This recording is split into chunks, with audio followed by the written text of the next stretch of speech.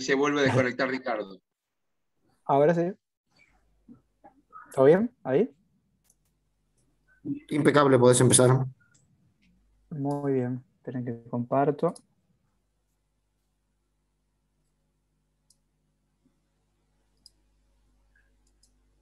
Bueno, vamos a tener como objetivo hoy calcular las propiedades vibracionales en el marco de la aproximación armónica, calcular concretamente densidad de estados, diagramas de dispersión, propiedades térmicas, analizar un poco algunos aspectos de simetría de forma muy preliminar, pero para que vean cómo se puede hacer. Y bueno, todo ello para un caso súper sencillo, que corra rápido, que va a ser el dióxido de titanio en su polimorfo rutil, ¿tá? Con ese grupo espacial que ven allí, que es el P4 sobre 2MNM. Así que bueno, ese es el objetivo principal. Tengo entendido que ya todos han podido correr Quantum Expresso, que lo tienen instalado, ya sea en sus máquinas o en algún servidor al cual acceden. En este tutorial nosotros incorporamos un mini apartado discutiendo las características de la instalación de Fonopi. Entonces mi primer gran pregunta para ustedes es si todos pudieron instalar Fonopi.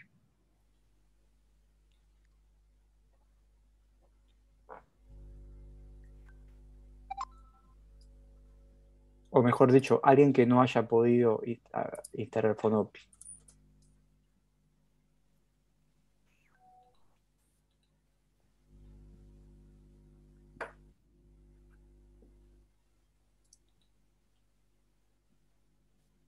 Bueno. Problema para instalarlo. Perdón, Verónica, no te escuché. ¿Tuviste o no tuviste? No tuve ningún problema para instalarlo. Excelente. Bueno, entonces vamos iniciando paso a paso, ¿tá? Quizás la manera más simple hoy por hoy de instalarlo es vía pip. Ahí con Python así es lo que lo he logrado instalar en máquinas más nuevas. Las compilaciones desde el source, digamos, suelen ser más complicadas y bueno, quizás tengan más sentido cuando hay que analizar sistemas más grandes. Pero bueno, para sistemas pequeños no he tenido prácticamente diferencia respecto a la instalación de pip que respecto a la instalación desde el source. Así que si me van a elegir o sugerir, si alguno lo han hecho, vayan por la vía de pip en primera instancia, y si yo les falla, bueno, vayan a la instalación desde el fuente.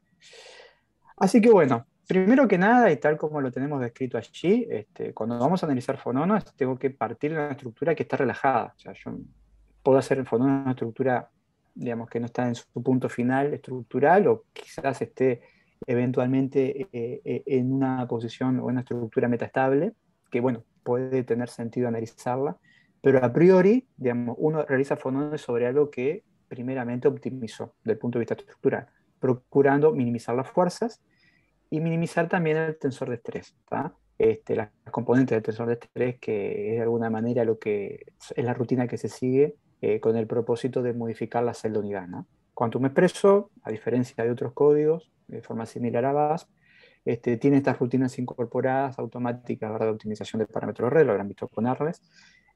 Otros códigos, como Windows-K, digamos, la optimización estructural volumétrica tiene que seguirse mediante procedimiento manual, ¿no? Ir validando los parámetros de red o relación de parámetros, ¿no? A sobre B, B sobre C o volumen total, y de alguna manera ir procurando encontrar el mínimo, ¿tá?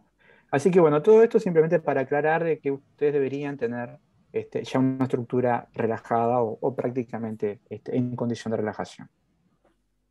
Entonces, bueno, ahí simplemente yo les posteo lo que sería un input de Quantum Expresso muy, muy sencillo para el caso del dióxido de titanio, ¿tá? Disculpe, Ricardo, buenos días.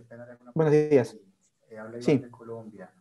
Esa ¿Qué tal? relajación que hay que hacer en el Quantum Expresso se hace a través de la función relax o BC relax. Porque Exacto. BC relax, que es la volumétrica. ¿Cuál de las dos sería?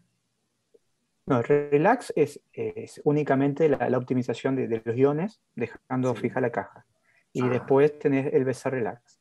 Siempre ahí la recomendación es, primero se optimizan los átomos, porque si los átomos no están del todo relajados, eso puede generar tensiones en la celda unitaria, que cuando uno la optimiza, digamos, puede ir en sentidos no esperados.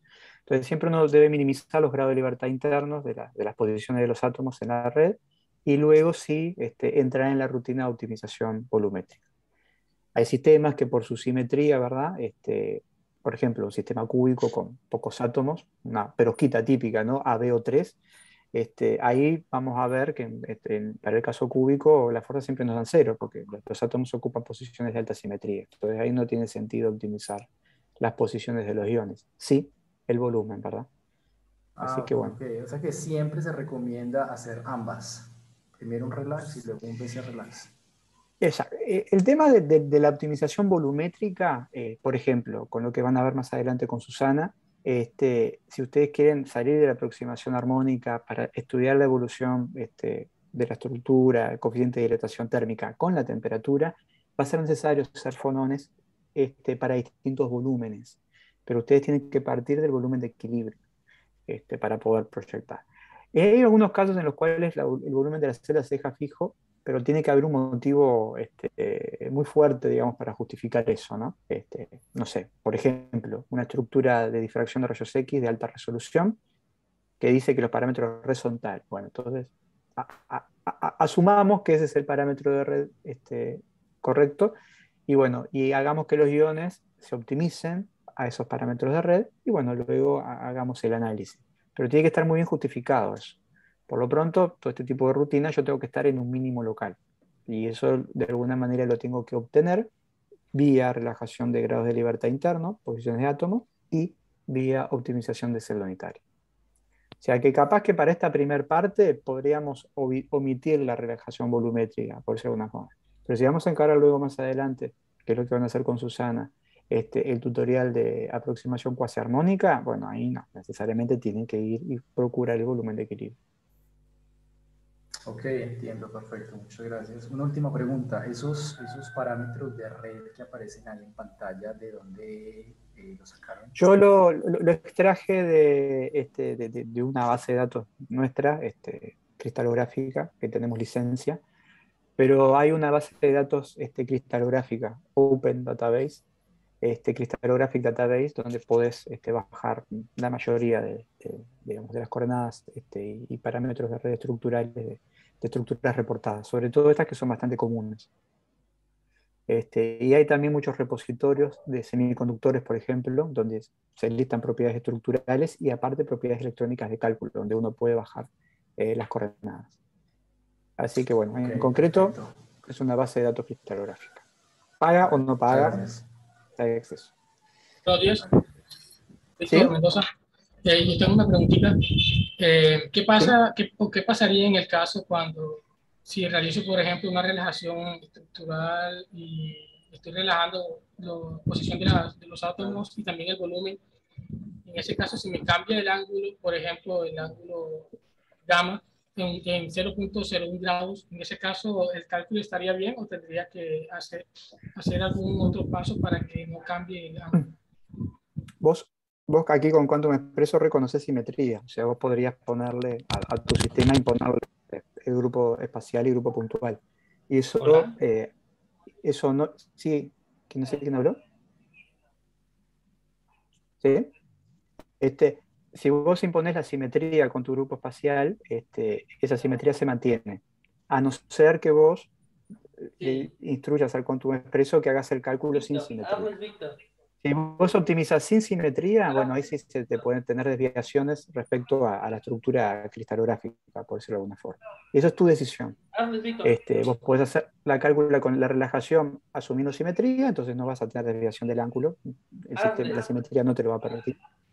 Ahora, si al sistema lo convertís a simetría P1, sistema triclínico, digamos, que es un poco lo que está puesto allí, vas a ver que puedes encontrar pequeñas desviaciones. Si son muy pequeñas esas desviaciones, vos las podés asumir, no hay problema. Si son muy grandes, ahí tendrías que de alguna manera decidir si estás trabajando con el modelo correcto. O sea, porque el sistema obviamente lo que va a procurar es minimizar la energía, minimizar las fuerzas y minimizar el tensor de estrés. Me pasó en un caso de una estructura de un superconductor visco, se llama bismuto, estroncio, calcio, cobre, oxígeno, que tiene parámetros de red 3,5, 3,5 A y B, y el eje C de 30, o sea, es 10 veces más grande el eje C que los parámetros A y B. La estructura cristalográfica, si vos la minimizás con la simetría, va donde va, no hay desviación de ángulos, como te decía hoy, porque restringís la simetría a eso.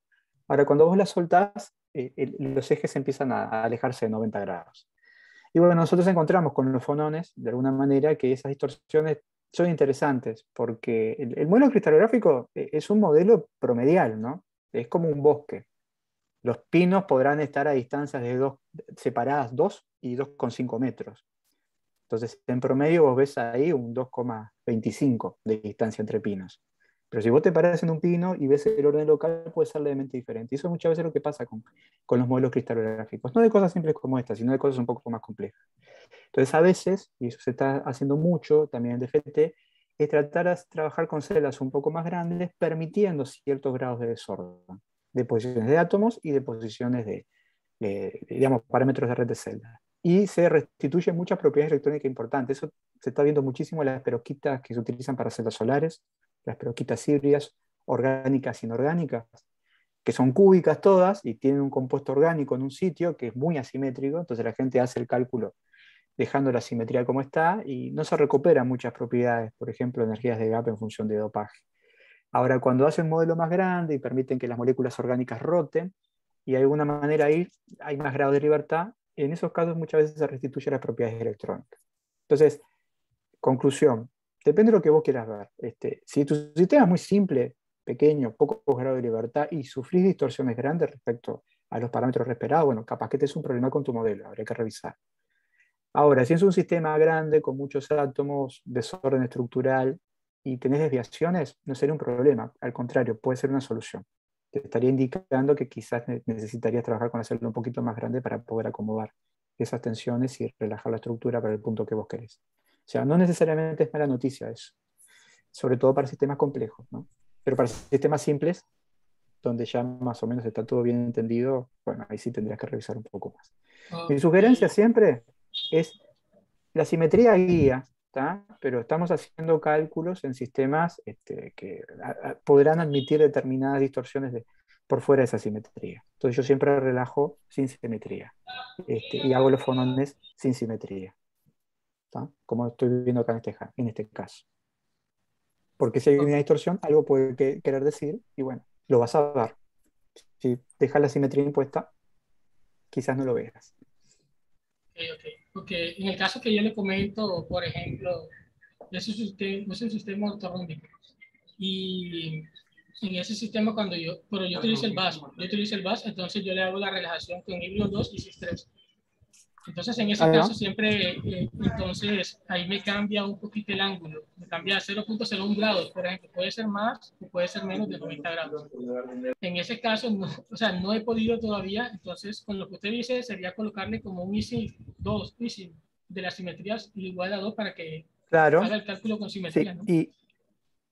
Exacto, y si querés forzar la simetría aún más de la que tenés, podés ajustar el SIMPREC, ¿no? La precisión de la simetría para forzar la simetría en tu sistema. ¿Y SIMPREC? SIMPREC, Symmetry Okay. Precision, que es una tolerancia. Con el tipo busca, entiende la simetría y la impone. Si vos haces un valor muy bajo, no va a encontrar muchos elementos de simetría. Si pones un valor un poco más grande, tenés más tolerancia y podés encontrar la simetría adecuada y eso te va a imponer esas restricciones que capaz que ahora las estás teniendo, las estás dejando de lado. Okay. Listo, muchas gracias. No, de nada.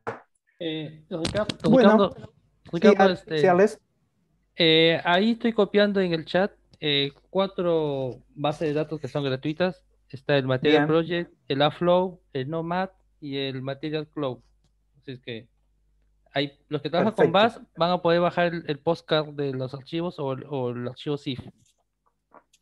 Sí, sobre todo el Aflow, yo lo utilizo mucho, incluso para sacar capas, o sea, caminos en retículo recíproco coordenadas para plotear bandas. Y como dice Arles, ahora más recientemente te permite generar archivos postcard a partir de esas bases de datos. Excelente, Arles, muchas gracias. Están ahí en el chat.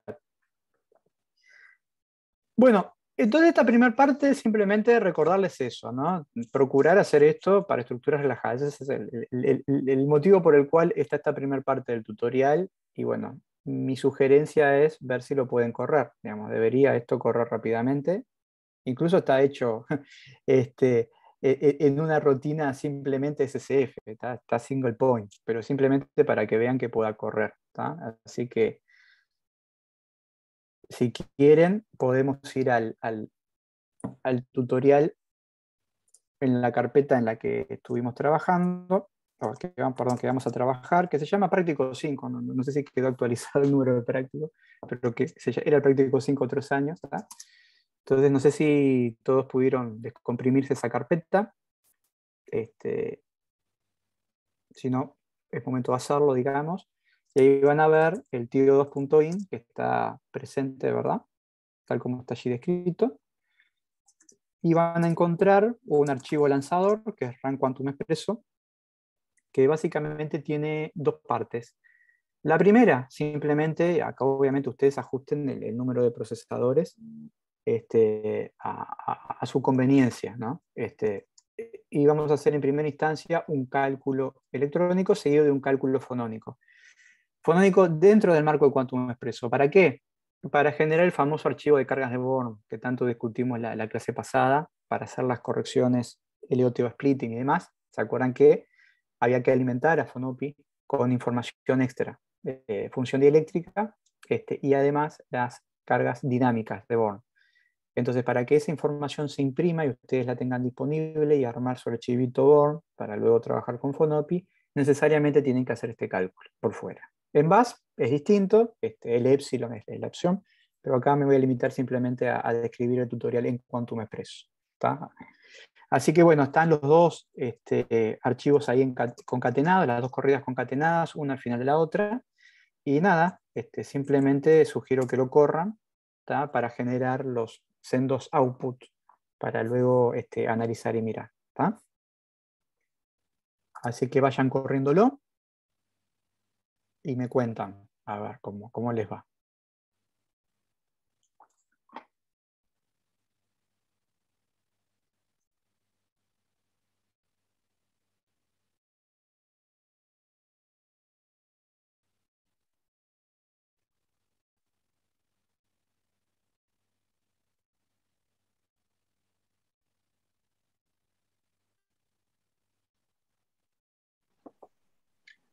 ¿Cuánto tiempo toma esto más o menos, Ricardo?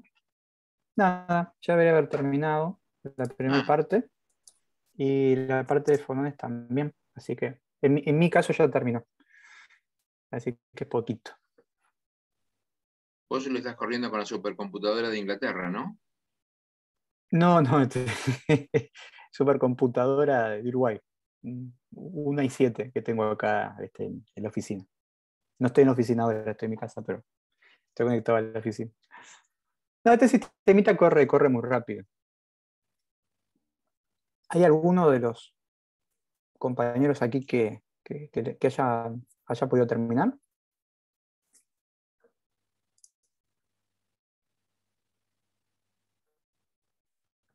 Me escriben por el chat si no quieren hablar.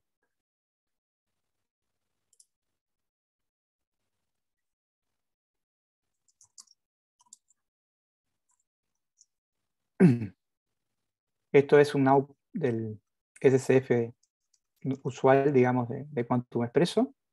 Que obviamente la corrida simplemente nos imprime la energía y las ocupaciones de las bandas más seleccionadas. En el caso del archivo de fonones, como les decía hoy, está perfecto, gracias Verónica por avisar. Ahí, esto es algo bastante usual, digamos, de todos estos códigos, tanto en BAS como en Quantum Expresso. En el caso de Expresso es un proceso secundario al cálculo SSF, el de fonones, donde tenemos que establecer un threshold para esos fonones, una tolerancia. Se enciende el cálculo del tensor dieléctrico epsilon. ¿Tá? Yo les decía en base es L epsilon true, ese es el flag, digamos. En el caso de Quantum Expressos es epsilon true. Y bueno, después simplemente se establece en qué lugar fue que se corrió el cálculo SCF, el prefix. Bueno, cómo se va a imprimir la matriz dinámica, porque él calcula también su propia matriz dinámica. Fonopi también lo hace. Pero bueno, esto es simplemente para que imprima. Se debe informar las masas de los átomos, porque recuerden que la parte electrónica es la parte electrónica, es la cantidad de electrones, pero la masa de los átomos puede ser diferente, ¿no? Si estoy trabajando con un isótopo, y entonces la masa del núcleo de alguna manera se debe ajustar a cada situación y por lo tanto se tiene que expresar de forma explícita, valga la redundancia. Por eso es que hay que hacer eso, que no se asume directamente de... ¿Sí? No, digo, Sí, eso es, o sea, vos le estás pidiendo ahí que calcule fonones dentro de la parte del cálculo con Quantum Expresso. Exactamente. Ah. Pero ¿por qué fonones? Simplemente para que vean que ellos calculen los fonones a punto gamma y se puede hacer la relación de dispersión, pero principalmente para sacar el tensor dieléctrico y las cargas de Born, para luego hacer la corrección SNAC, la Non-Analytical Correction, a posteriori. Ese es el motivo principal. Digamos, no vamos a tomar los fonones del Quantum Expresso, vamos a tomar los fonones que nos calcule luego Fonopi. Pero en este caso concreto, ese es el objetivo. Que ahora más adelante lo listamos. Yo simplemente para correr esto, y que sepan, y bueno, en qué punto del retículo recíproco lo vamos a calcular, y bueno, ahí está listado punto gamma. Así que este es un input típico del cálculo de fonones a punto gamma para el expreso. Y bueno, van a obtener como archivo de salida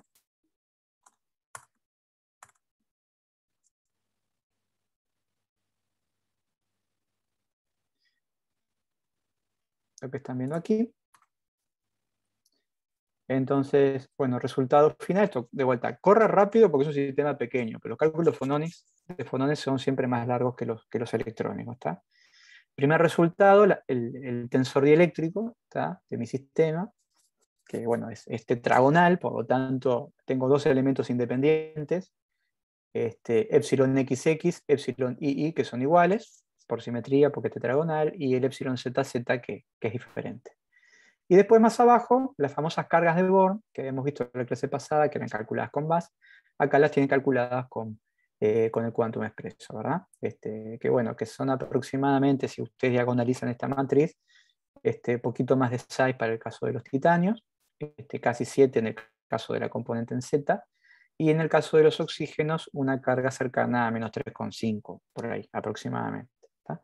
Así que esto es lo primero que surge, digamos, del cálculo fonónico, y luego más abajo, bueno, se procede al cálculo de las frecuencias a punto gamma. Entonces acá tengo el listado a punto gamma, porque se lo indiqué así. Tengo 4 frecuencias, o sea, estoy con un problema, tendrían que reoptimizar. Es la nueva versión que instalé que me da leves diferencias en la frecuencia. Tendría que haber reoptimizado la estructura. Ustedes chequeen luego ese aspecto, porque primero vamos a tener, y muy probablemente, los 3 modos acústicos, que son los que usualmente son permitidos de tener una frecuencia imaginaria. Acá hay una más que se coló, o sea que habría que reoptimizar, esa es la primera gran señal que surge de esto. Y luego, bueno, las restantes frecuencias, que sí son las esperadas. Y bueno, luego Quantum Expresso también hace su propio análisis de simetría, nosotros más adelante lo vamos a hacer con Fonopi, asignándole la respectiva representación irreducible y tabla de caracteres para cada modo, ¿no? El modo EG, el B2G, B1G, A1G, y una última columna, que es muy importante también, para saber si ese modo es infrarrojo activo o Raman activo. Esto es cristalografía. Como hay centro de inversión, es decir, todo átomo en X y Z tiene otro átomo en menos X, menos Y, menos Z, se cumple el principio de exclusión mutua en espectroscopía, y entonces lo que es infrarrojo activo es Raman inactivo, y viceversa. Lo que es Raman activo es infrarrojo inactivo. Por eso que los modos o son una cosa o son otra en esta tabla. Si no hubiese ese elemento de simetría, muy probablemente muchos de estos modos serían R más I, que es Raman activo más infrarrojo activo. Sé que hay información importante que el Quantum Expreso nos da, que ya nos da adelante un poco el análisis de simetría para cada uno de estos nodos. Pero bueno, lo importante, y para lo cual lo corrimos en esta primera etapa, es esto, el principio, digamos, ¿no? El tensor dieléctrico y las cargas de Born para cada uno de los átomos aquí en la red. ¿Más o menos de acuerdo con eso entonces? Una corrida estándar nomás. Que es la primera parte de la corrida. ¿Sí? Hernán, creo que... ¿Quieres decir algo? No, que está bien, perfecto, lo vengo siguiendo. Bárbaro. Bueno, vamos a asumir entonces que hicimos esa parte. Entonces, ahora, ¿a qué nos vamos a procurar? Bueno, nosotros vamos a utilizar nuestra estructura y nuestro cálculo, digamos, de FT para generar fuerzas. Y con esas fuerzas y desplazamientos construir nuestros potenciales. Y con nuestros potenciales armar una matriz dinámica. Y esa matriz dinámica diagonalizarla y obtener configuraciones y frecuencias, es decir, los autovectores y la frecuencia de los modos normales. O sea, vamos a rehacer este proceso que en primera instancia hizo Quantum Expreso, pero para poder analizar más cosas, que es lo que nos permite hacer FONOPI. Entonces, vamos a llevar adelante, en este caso, el método, ya les dije, más común, que es el desplazamiento finito. ¿Tá? Yo le voy a dar a FONOPI mi estructura, y él me va a analizar en función de la simetría cuántos desplazamientos debo hacer. O sea, voy a tomar la estructura inicial, que asumo que es de equilibrio, de vuelta insisto en eso, que debe ser lo más parecido al equilibrio posible, para que él me genere n estructuras distorsionadas en las direcciones del espacio que sean necesarias, para yo luego hacer un DFT y imprimirme las fuerzas. No voy a relajar, porque yo no quiero relajar. Yo separo los átomos de su posición de equilibrio y quiero medir las fuerzas en cada átomo. Es para eso que usamos DFT, ¿verdad? Y con esas fuerzas luego sí, FONOPI hace, como les dije hoy, arma sus potenciales, diagonaliza, genera su matriz dinámica y luego diagonaliza la misma. ¿tá? Así que ese es el objetivo, armar los inputs nuevos para calcular las fuerzas para cada una de esas distorsiones que voy a generar. ¿tá? Para eso vamos a hacer uso de FONOPI, ahora nos vamos a encontrar en primera instancia con esa parte del procedimiento. ¿tá? Vamos a copiar esto que está acá. Yo ahí marqué en verde algunas cosas a tener en cuenta. Ahora yo les voy a explicar qué es cada cosa de nuevo. No sé si ustedes ven bien ahí mi pantalla, porque tengo miedo que quede muy abajo. No sé si se ve bien. Sí, se ve bien, Ricardo. Se ve bien. Va. Bien. Esto voy a copiar.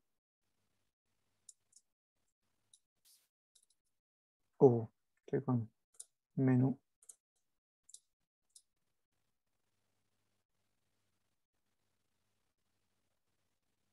Me lo voy a escribir a mano para no hacer lío. FONOPI. -- QE, le tengo que indicar con qué código voy a estar trabajando. Recuerden que el default es BAS, por eso hay que indicarle con esa línea, digamos, que vamos a trabajar con Quantum Expreso. -C es para que lea la celda unidad. ¿De dónde? De un archivo de input. ¿De qué? De Quantum Expreso, que se llamaba, si se acuerdan, TIO2.in. Así que él lo que va a hacer es buscar la celda unidad y coordenadas de la estructura que yo deseo analizar en ese archivo, que es de Quantum Expreso. Básicamente eso es lo que hice en el flash. -D es que me genere los desplazamientos. Es lo que hablamos hoy, ¿verdad? Voy a desplazar los átomos, entonces él va a generar archivos nuevos de estructura con esas distorsiones incorporadas. Así que eso es lo que establece el -D. Y ahora yo le tengo que decir cuál es con la supercelda que voy a trabajar. ¿tá? Yo, para que esto corra rápido, ¿verdad? Voy a tener que hacer una supercelda 1.1. La prístina, ¿no? La original. No voy a hacer supercelda, voy a dejar los parámetros de red como están. Después ustedes tendrían que repetir este procedimiento para celdas un poco más grandes y verificar que las propiedades que obtienen son las mismas. ¿tá? Ese es el proceso de convergencia usual que hay que hacer. Así que bueno, voy a decir 1.1.1, ese vector que me deja igual la celda con la que estoy trabajando. Así que bueno, hacemos así. y ahí Fonopi ya debería correr. Ahí nos dice que, bueno, que leyó las coordenadas, encontró el grupo espacial, que efectivamente es el P4/2 MNM, que es el número 136, y ahí verán que dice, se generaron los desplazamientos y las superceldas se han ido armando. Si ustedes van ahí a la carpeta, van a notar que hay archivos denominados supercell, 1, 2 y 3. ¿Por qué 3? Bueno, porque alcanza con 3 desplazamientos para de alguna manera medir todas las fuerzas necesarias para esta simetría. ¿Ah? La simetría inicial que tiene la estructura. ¿De acuerdo hasta ahí? Así que corran eso entonces, van a obtener esos archivitos que si los abren,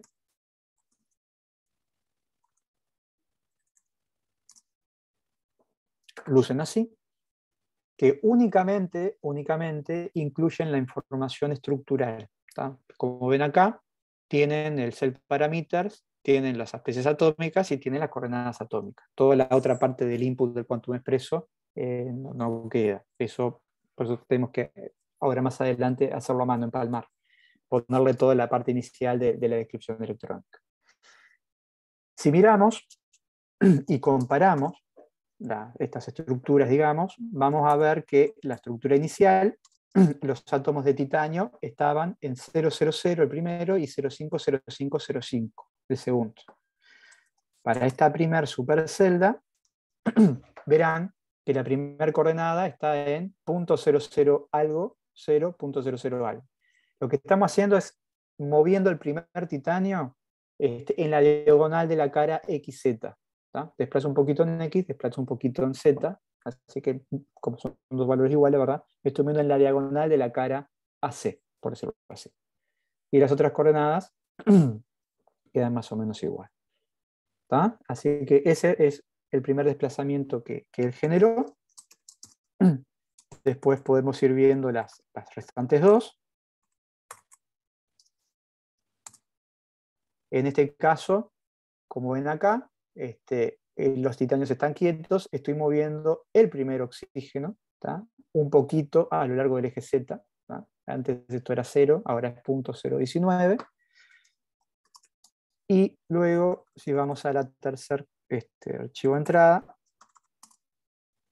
¿tá? Lo que estamos viendo es que el que se desplaza un poco, creo que es el segundo, ¿no? El oxígeno, que el primer oxígeno se desplaza igual en X y en Y. O sea, se mueve a la mitad de la cara AB. Así que de vuelta, son átomos particulares, digamos, no son todos los átomos, bueno, que sí son los relevantes por simetría, lo mismo en el caso del oxígeno. Así que de los 6 átomos que tenemos en la red, y son de 2 tipos independientes, únicamente 3 desplazamientos son necesarios para obtener todas las fuerzas que son necesarias. ¿Estamos de acuerdo hasta ahí? Sí, una pregunta. Esos desplazamientos están en función de A, ¿verdad? Esos desplazamientos, en la nomenclatura que tenemos, por cómo él trabaja, están con coordenadas fraccionales, así que están expresadas proporcional al eje A, B y C. Sí. ¿Y esos desplazamientos involucran algún porcentaje de esa longitud? Ese 0,1, 0,2. Claro, eso que hablamos de 0,00019, que lo veíamos en el caso del primer titanio, ahí va, estamos hablando que es eso, digamos, el desplazamiento original respecto al eje A. Esto es menos del 2 por 1000, ¿no? Porque el 1% sería, la coordenada es 1, ¿no? Sería .01. Así que sería un 2 por 1000 que estamos moviéndonos de cada una de esas direcciones. No, la pregunta era para que los participantes tengan idea de las cantidades que se tienen que mover o que se mueven, que no es que uno agarre y diga, bueno, voy a mover 1 metro para allá y 1 metro para acá, no, son milésimas de la longitud esto de automáticamente Fonopi, claro. Pero en otros códigos como es Quantum, como es VASP, que podemos hacer también desplazamientos finitos como esto que vamos a hacer con Fonopi, pero desde el propio código base, uno le tiene que decir cuánto quiere mover los átomos de su punto de equilibrio. Y eso que dice Intel es muy importante, porque yo quiero estar dentro de un margen de aproximación armónica. No me puedo mover mucho. Si yo me muevo mucho, van a aparecer componentes anarmónicas que no son las deseadas, no son las en las que se cimenta el método para desarrollarse. De hecho, hay gente que calcula, por ejemplo, los fonones para distintos valores digamos, de desplazamiento neto respecto al punto de equilibrio, para ver hasta a partir de qué momento empieza a haber distorsión, digamos, componentes anarmónicas en ese desplazamiento. Como estoy en el caso armónico, me tengo que mover, digamos, la región parabólica en torno al punto de equilibrio, y esos desplazamientos tienen que ser pequeños. No muy pequeños, porque entro en el propio ruido del método de FT, ¿no? Entonces ahí es un delicado balance. Tiene que ser pequeño, no tan grande, para no incorporar aproximación, digamos, en términos anarmónicos, y tampoco puede ser muy pequeño que me deje dentro del ruido que tiene el propio DFT. Ruido para la precisión, ¿no?, del cálculo que estoy llevando adelante. Claro, creo que esa es la idea que tiene que quedarle, sí. Correcto, sí. Concuerdo plenamente con vos. Ahí está, muchas gracias, Eitel. Bueno, entonces eso ya estaría, digamos, tengo los desplazamientos, entonces lo que hay que hacer ahora, esperen acá, esperen que algo me pasó, que me desconecté.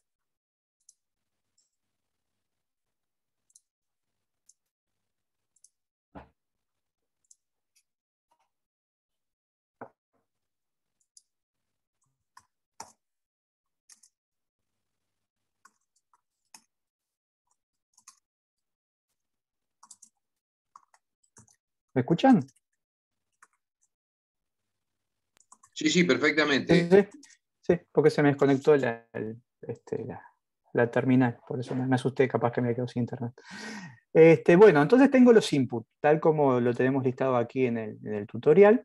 Una cosa que hay que tener en cuenta es que él guarda esta información con un comment en cada input para que, bueno, se mantenga la información en base a qué simetría, número de átomos independientes y tipo de átomos tenemos nosotros. Pero esa primera línea que tiene estos archivos de supercelda, la vamos a tener que borrar, porque si no, cuando él empalme la información de la primera parte electrónica, de la estructural, el quantum no va a correr, ¿tá? Así que esa primera línea tengamos presente que está marcada ahí con ese flag, la vamos a tener que eliminar, ¿tá? Así que bueno, por lo tanto, lo que vamos a hacer ahora es preparar nuestro input para hacer el cálculo autoconsistente y medir las fuerzas, tal como los pide el Quantum Expresso. Para eso, esto es un script que nos ayudó a armar Arles. Hay un archivo head en la carpeta Fonopi.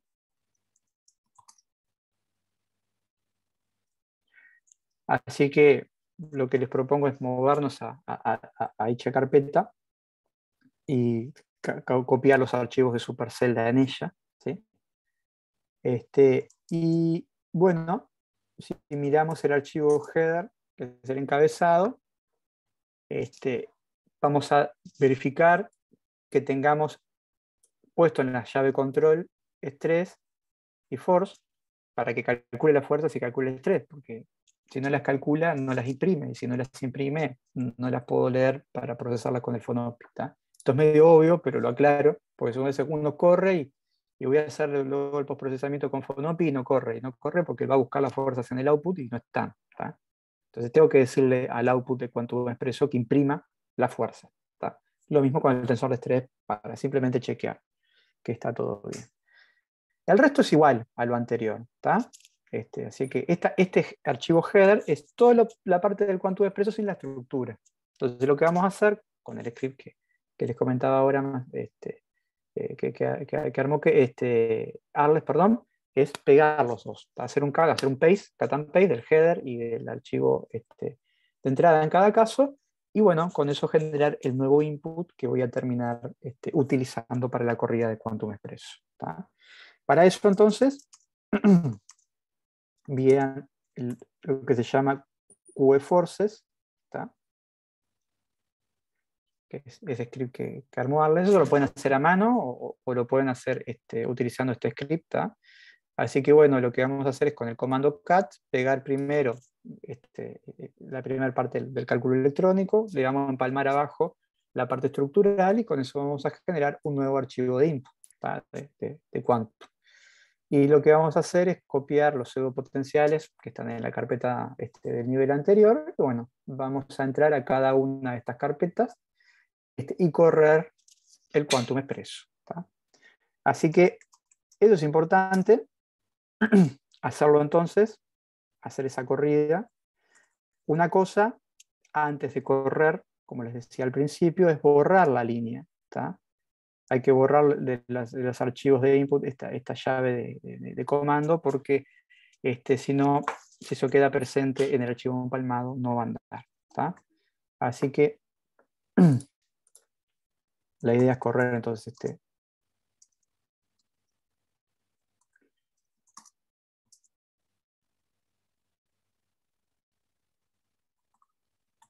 Esperen que voy a borrar, porque yo tengo carpetas generadas. Y ahora sí.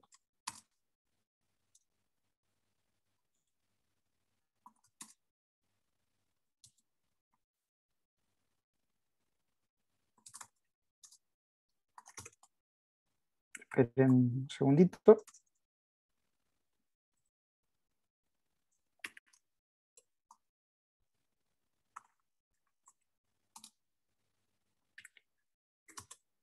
Ahí lo que les pido es que en estos archivos Supercell vayan borrando esa primera línea que tienen ¿cómo es? El signo de exclamación, y bueno, realizar la corrida como les contaba. Así que bueno, ahí otra vez, disculpen.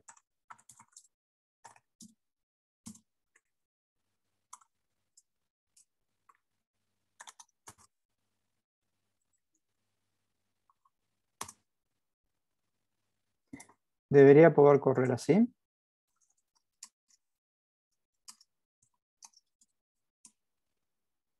Está corriendo el primero ya. Está corriendo el segundo. Está corriendo el tercero.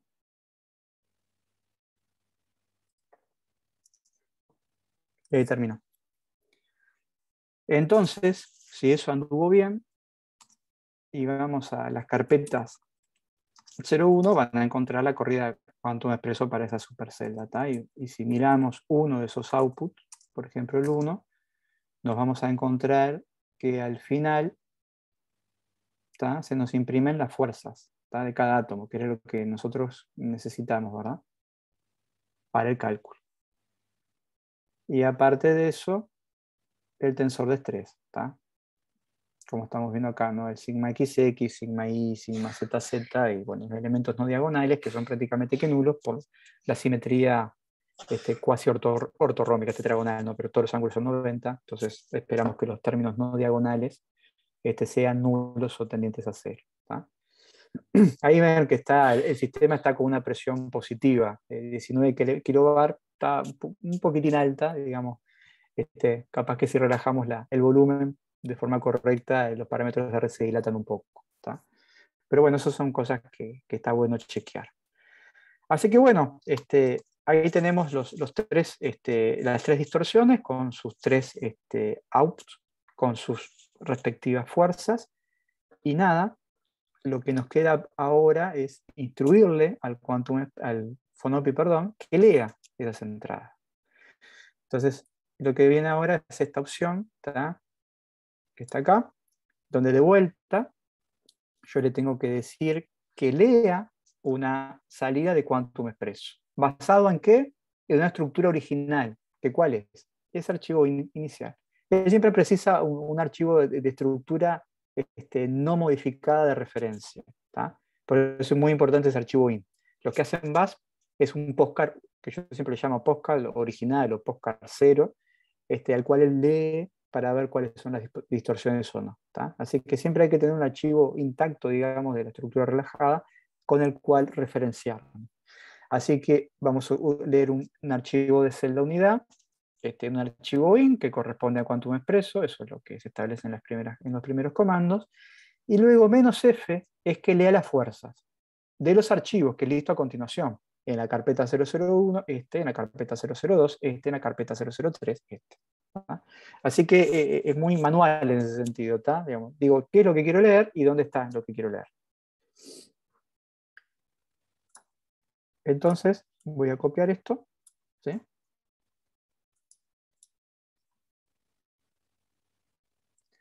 Entonces, esperen que hay que correr esto que está acá, que hoy vimos en la carpeta en la que estamos ahora, ¿tá? El generador de desplazamientos. Perdón, estoy en una carpeta que no era. Creo que está en la carpeta Fonopi, perdón.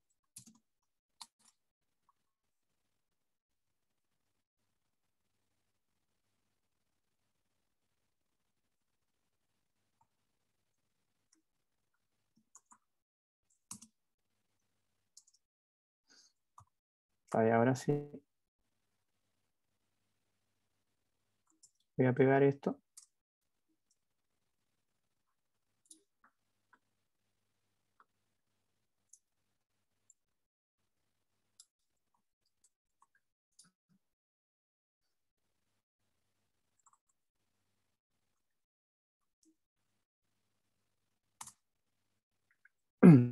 Bueno, y ahí, bueno, él me lista, ¿tá? Leyó bien y generó un archivo del tipo force sets. Que se acuerdan que eran dos, uno que ya es el potencial, es el cociente de fuerza de desplazamiento, así ya lo saca SPAS, por ejemplo, y el otro era, lo hablamos en clase, una estructura que es así, o sea, es el átomo 1, cuánto se desplaza y las fuerzas en los otros átomos. Átomo 3, para dónde se desplaza y las fuerzas en los otros. Si el tercer átomo, que es el átomo tipo 3, o sea, el oxígeno, en qué dirección se desplaza, ¿verdad? Y cómo son las fuerzas en los átomos. ¿Tá? Eso es lo que Fonopi arma, digamos, de las fuerzas que se imprimieron para los archivos de distorsión. ¿Tá? Así que eso es lo que va a precisar todo esto para armar este archivo, que es lo único que va a utilizar Fonopi de aquí en más. Con él va a determinar los potenciales, calcular la matriz dinámica y luego dedicarnos a diagonalizar. Bien, no sé cómo viene la gente con esto, si han podido generar esos archivos Supercell y si lo han podido correr.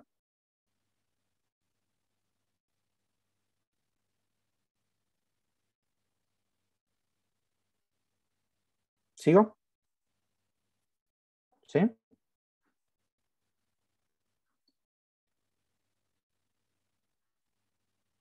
Bueno.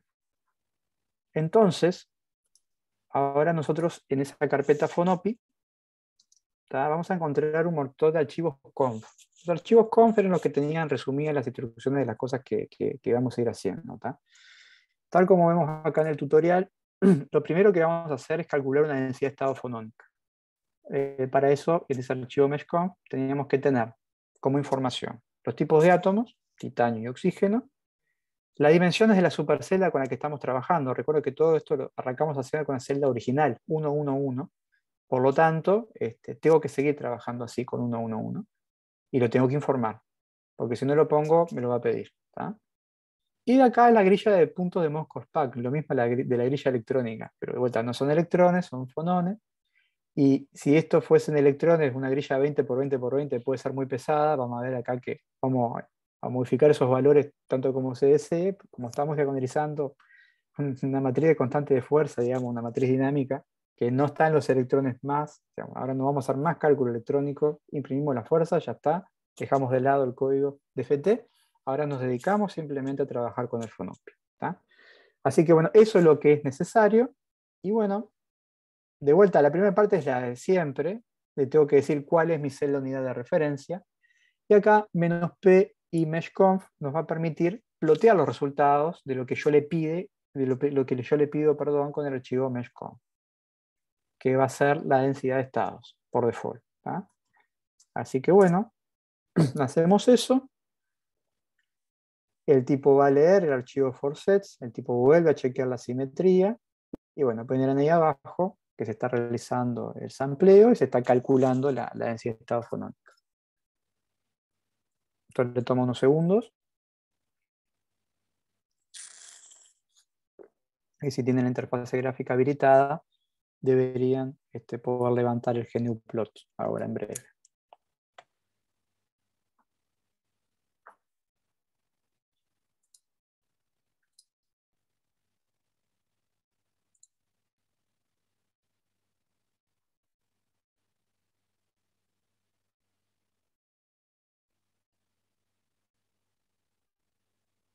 Bueno, ahí nos quedó la densidad de estados fonónica, ¿tá? Con las dos regiones, un poco de ruido ahí. Que ustedes esto después lo podrán guardar o exportar. Recuerden que para hacer la salida, si ustedes verifican ahora en el set de datos, bueno, tengo la conexión muy trancada.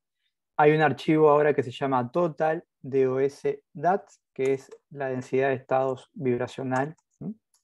O fonónica, como quieran llamarle.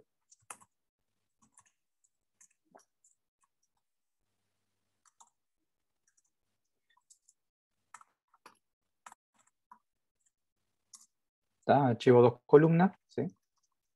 Con frecuencia y densidad de estados. Por default, el Quantum Expresso trabaja con unidades de frecuencia de los terahertz. Le aviso por las dudas. Hay una forma de hacerle un cambio de unidades interno para que luego imprima, no sé, centímetro de -1. Quizás es lo más común para la parte espectroscópica.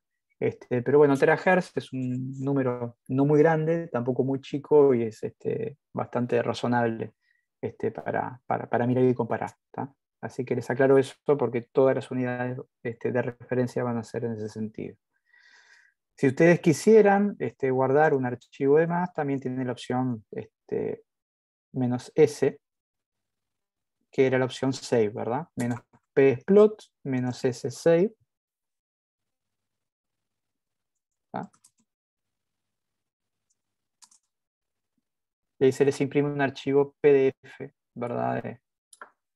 Para que lo puedan analizar. El GNU a veces tarda un rato en levantar y plotearles. Si quieren ya generar la imagen gráfica en un archivo y bajársela, pueden abrir ese archivo total de OS, que esperen que se los muestro.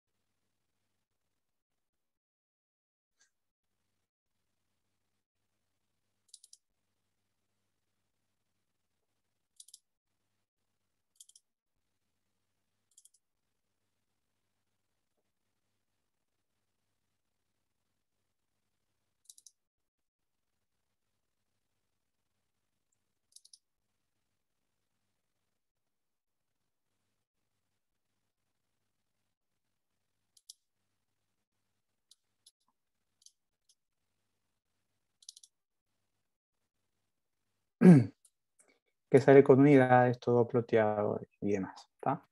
Así que bueno, eso como les resulte más cómodo. ¿De acuerdo hasta acá? Sí, sí. ¿Sí? Bien. Ahora lo que vamos a hacer es lo mismo, la misma densidad de estados, pero solamente que vamos a hacer la densidad de estado fonónica parcial. ¿Recuerdan que es parcial en qué? Bueno, en peso. ¿Peso en qué? En desplazamiento, ¿no? Para entender a ver en qué región del diagrama de densidad de estados aportan más los desplazamientos del titanio y en qué región aportan más los átomos de oxígeno. Para eso, al archivo anterior se le agrega esta línea, ¿tá? Y entonces él agrupa, suma, valores, digamos, átomos separados por coma. Así que vamos a poner por un lado los átomos 1 y 2, y por otro lado los átomos 3, 4 y 5. ¿Tá? Por lo tanto, lo que les propongo es eso, es venir acá al archivo mesh y agregar esta línea, que es PDOS, muy intuitivo. Son 6 átomos totales, los separo con coma de la forma que yo quiera, ¿no? Y bueno, ahí puedo hacer lo mismo de hoy. Correr, le voy a sacar el "-s" para que me plotee.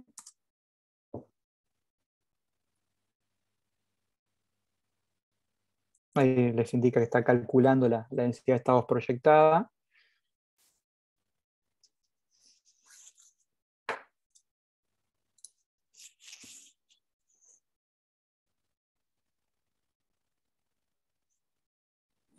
Ricardo, aprovecho el silencio, te molesto, pongo el link de asistencia. Bárbaro, bárbaro. ¿Sí? Y también con los números para el sorteo entre los participantes del auto que estás rifando ahí en Uruguay. Autos y vacunas, rifamos vacunas ahora. Vieron que un turista es una vacuna. Voy a decir solo eso. Estamos tratando de determinar qué cosas te piden para que podamos ir para los pagos, para ahora nada.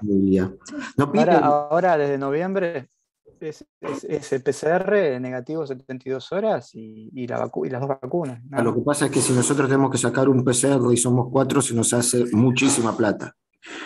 Ah, pero hay algo por núcleo familiar. Sí, eso no me acuerdo cómo es, pero hay una aclaración. Y si te lo pide Argentina y te lo pide Uruguay, se nos hacen el equivalente a 60.000 pesos argentinos. Ahí está. Dice sucede acá que completa el auto, se gana el auto. El cálculo, digo. Bueno, acá miren, sale el resultado en azul, los 2 primeros átomos, que eran titanio, como lo que habíamos visto la otra vez, ¿verdad? Con una componente bastante importante en la región de bajas frecuencias, mientras que en la región de alta frecuencia se hace un poco más relevante el aporte de los oxígenos, que es lo que está ploteado en verde. ¿Está? Me quedó ahí un piquito, por lo menos que sorteé un paquete de Canarias. Y bueno, yo dejé Canarias porque me deja demasiado acelerado el mate, estoy tomando una yerba compuesta de yuyo, importada de Brasil con aditivos uruguayos. Mi esposa uruguaya no se prende con la Canarias, dice que es muy fuerte. No, yo la tuve que dejar, me temblaba mucho el ojo. Allá se acordaban de eso mis compañeros de trabajo y se reían. Está muy buena la Canaria, pero llega un punto, una edad en la cual hay que dejarla porque es bravísimo. Bueno, así corrimos entonces la densidad de estados parcial. Una cosa que si después ustedes quieren analizarlo con otro programa y demás, abrirlo yo que sé con el archivo, con Origin, hay un archivo generado denominado projected.dos.dat, que así está feo, ¿no? Pero básicamente lo que tiene es el aporte de cada átomo. ¿tá? Entonces tenemos la primera columna es la frecuencia y después la densidad de estados proyectada por cada átomo. Lo que hizo acaba de hacer el código, primero calcularlo para cada átomo como está presentado acá y luego suma la columna 1 y la 2 y después suma la 3, 4, 5 y 6. ¿tá? Pero eso lo pueden hacer ustedes perfectamente a mano con cualquier programita gráfico. ¿tá? Así que los datos crudos, como siempre, quizás mejores para ser representados. Así que bueno, esa información la tienen en el archivo projected.dos.dat. Bien, bueno, ahora lo que vamos a realizar es el cálculo del diagrama de dispersión, las bandas. ¿tá? De vuelta, algo imperioso que tiene que estar presente en todos los archivos, el tipo de átomo, que acá no lo copié, pero tiene que estar, y las dimensiones. Entonces lo que va a cambiar ahora simplemente es el comando band, que va a indicar que vamos a calcular las bandas. Entre estos puntos, vamos a calcular los puntos entre estos segmentos, punto gamma, punto X, punto L, punto W y punto gamma. ¿tá? Eso porque tengo las etiquetas acá abajo que me ayudan por simetría, ¿verdad? Si uno quiere hacer un ploteo, pero que tenga la referencia a cada punto como corresponde, el tipo lee LaTeX, así que se puede poner un comando band labels y él va a generar las etiquetas respectivas para cada uno de estos puntos. Y voy a hacer 200 puntos entre todos estos 4 segmentos que tenemos, ¿verdad? Porque hay un segmento acá, un segmento acá, un segmento acá, un segmento acá. Acá me dice Federico que no tiene el archivo header.in. Debería estar. A ver, déjame revisar. Todos al mundo. Eso está en la carpeta Fonopi, fíjate. No en la principal. Fíjate, Fede, y me dices, ¿está? Sí, Práctico sí, 5. ahí me fijo, gracias. A ver, a ver.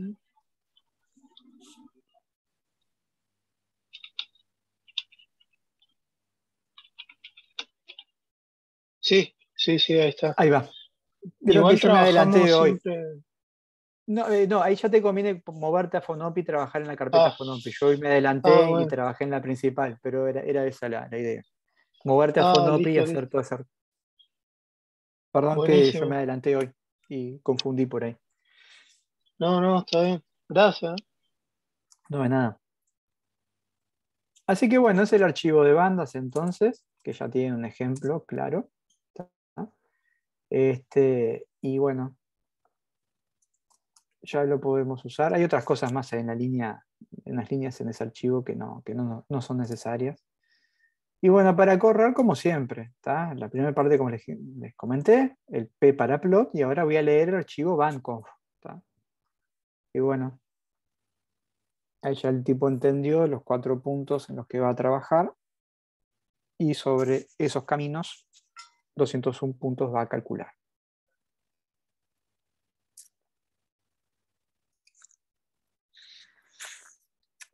De vuelta van unos segundos en esa parte.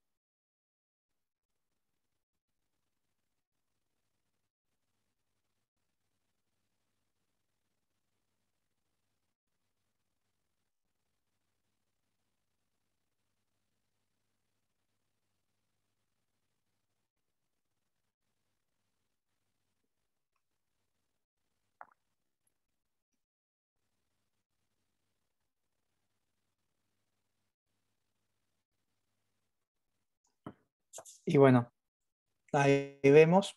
Creo que me quedó mal la barrita de gamma. Por eso no se imprimió la letra griega. ¿tá? Pero bueno, ahí tenemos el diagrama de dispersión. Con todo lo que tiene que tener. Los puntos marcados y demás. Bueno, con algunas banditas acústicas que están peligrosamente cruzando el cero hacia abajo, que ya lo habíamos visto hoy. De vuelta yo les sugiero del archivo inicial, luego con tiempo lo vuelvan a relajar y eso tomarlo como referencia para el proceso de vuelta de generación de superceldas y desplazamientos. ¿tá? Pero bueno, ahí estamos obteniendo directamente el diagrama de dispersión. Si ponen -S, les guarda el PDF, ¿verdad? Y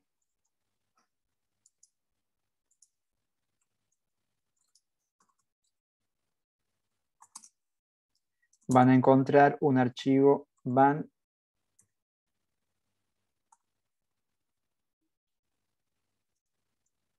se lo ponen con S.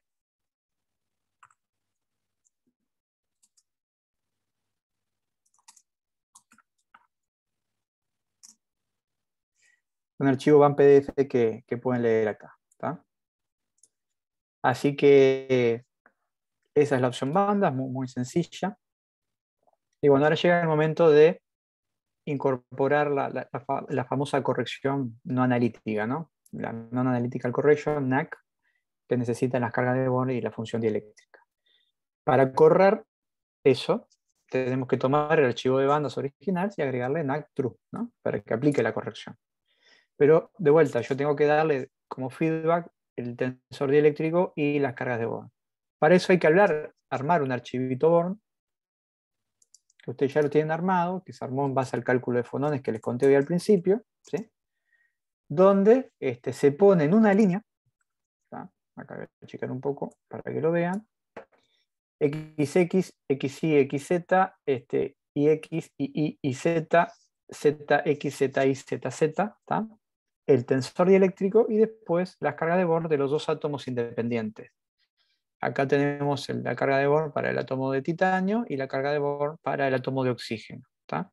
Así que es eso, es poner el tensor en una línea, los 9 elementos del tensor, Y lo mismo del tensor dieléctrico en la parte de arriba. Todo eso, de vuelta, nosotros lo sacamos del archivo, recuerden, de fonones. Para algo hicimos esos fonones en Quantum Expresso, para obtener esta parte de acá.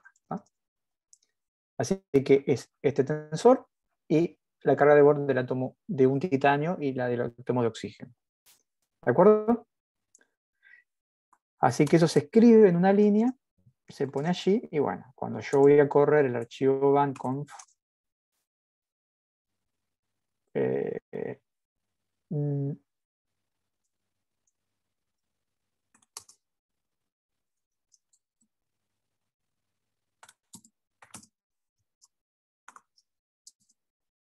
habilitamos ese flag, ¿sí?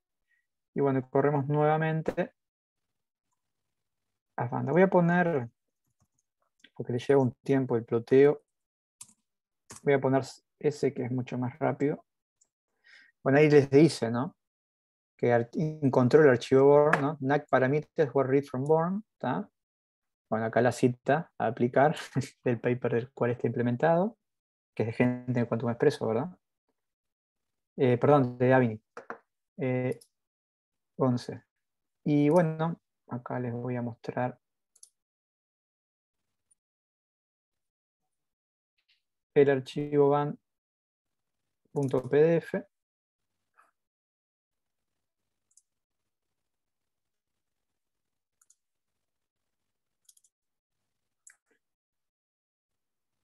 Donde, bueno, acá no tengo el otro para comparar. Aparece una diferencia en el corrimiento de esta banda como consecuencia de la corrección que acabamos de ver.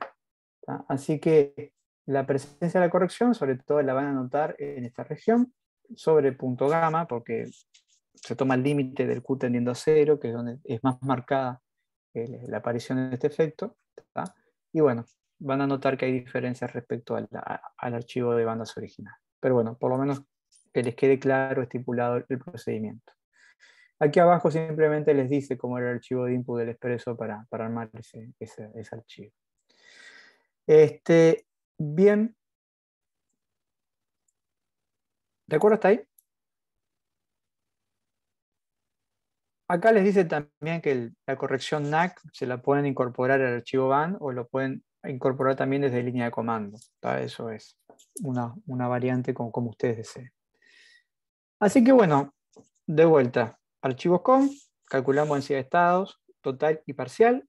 Archivo van con, calculamos las bandas, el diagrama de dispersión con corrección y sin corrección NAC. ¿Tá? Ahora lo que nos queda son dos cosas. Es analizar la simetría de estos modos, que yo algo adelanté con la salida del output de Quantum Expresso, pero ahora en el marco del Fonopi. ¿Tá? Entonces es un poco lo que vamos a comenzar a hacer ahora, que es la representación irreducible. Asimetría del modo, ¿verdad? Acá no tengo un átomo moviéndose en tal dirección y la banda es un stretching TO. Eso funciona para ciertos grupos funcionales químicos. Cuando estoy trabajando con un sólido y hablo de una configuración, de un modo normal, de un fonón, yo le tengo que hablar de la simetría, la representación irreducible para cada uno de esos modos. ¿Tá? Es la manera correcta de describirlo. Y bueno, ahí el Quantum Expresso y en realidad el Fonopi nos ayuda a realizar esa asignación. ¿Tá? Entonces, si vamos a ver el archivo irrep.com, es muy fácil. ¿Tá? Acá se tiene las dimensiones de nuestro sistema y bueno, irreps, que es esta representación con la que estamos trabajando, ¿en qué punto lo vamos a hallar? Esto siempre lo vamos a realizar esencialmente a punto gamma. Ustedes pueden hacer el análisis de simetría para cualquier otro lugar, obviamente del retículo recíproco o de su diagrama de dispersión. Pero como esto muchas veces viene de la mano de una espectroscopía, la espectroscopía, de vuelta, es una interacción radiación-materia, estamos utilizando fotones, el momento lineal del fotón es muy bajo, por lo tanto a mi sólido muy difícilmente lo saquemos de punto gamma.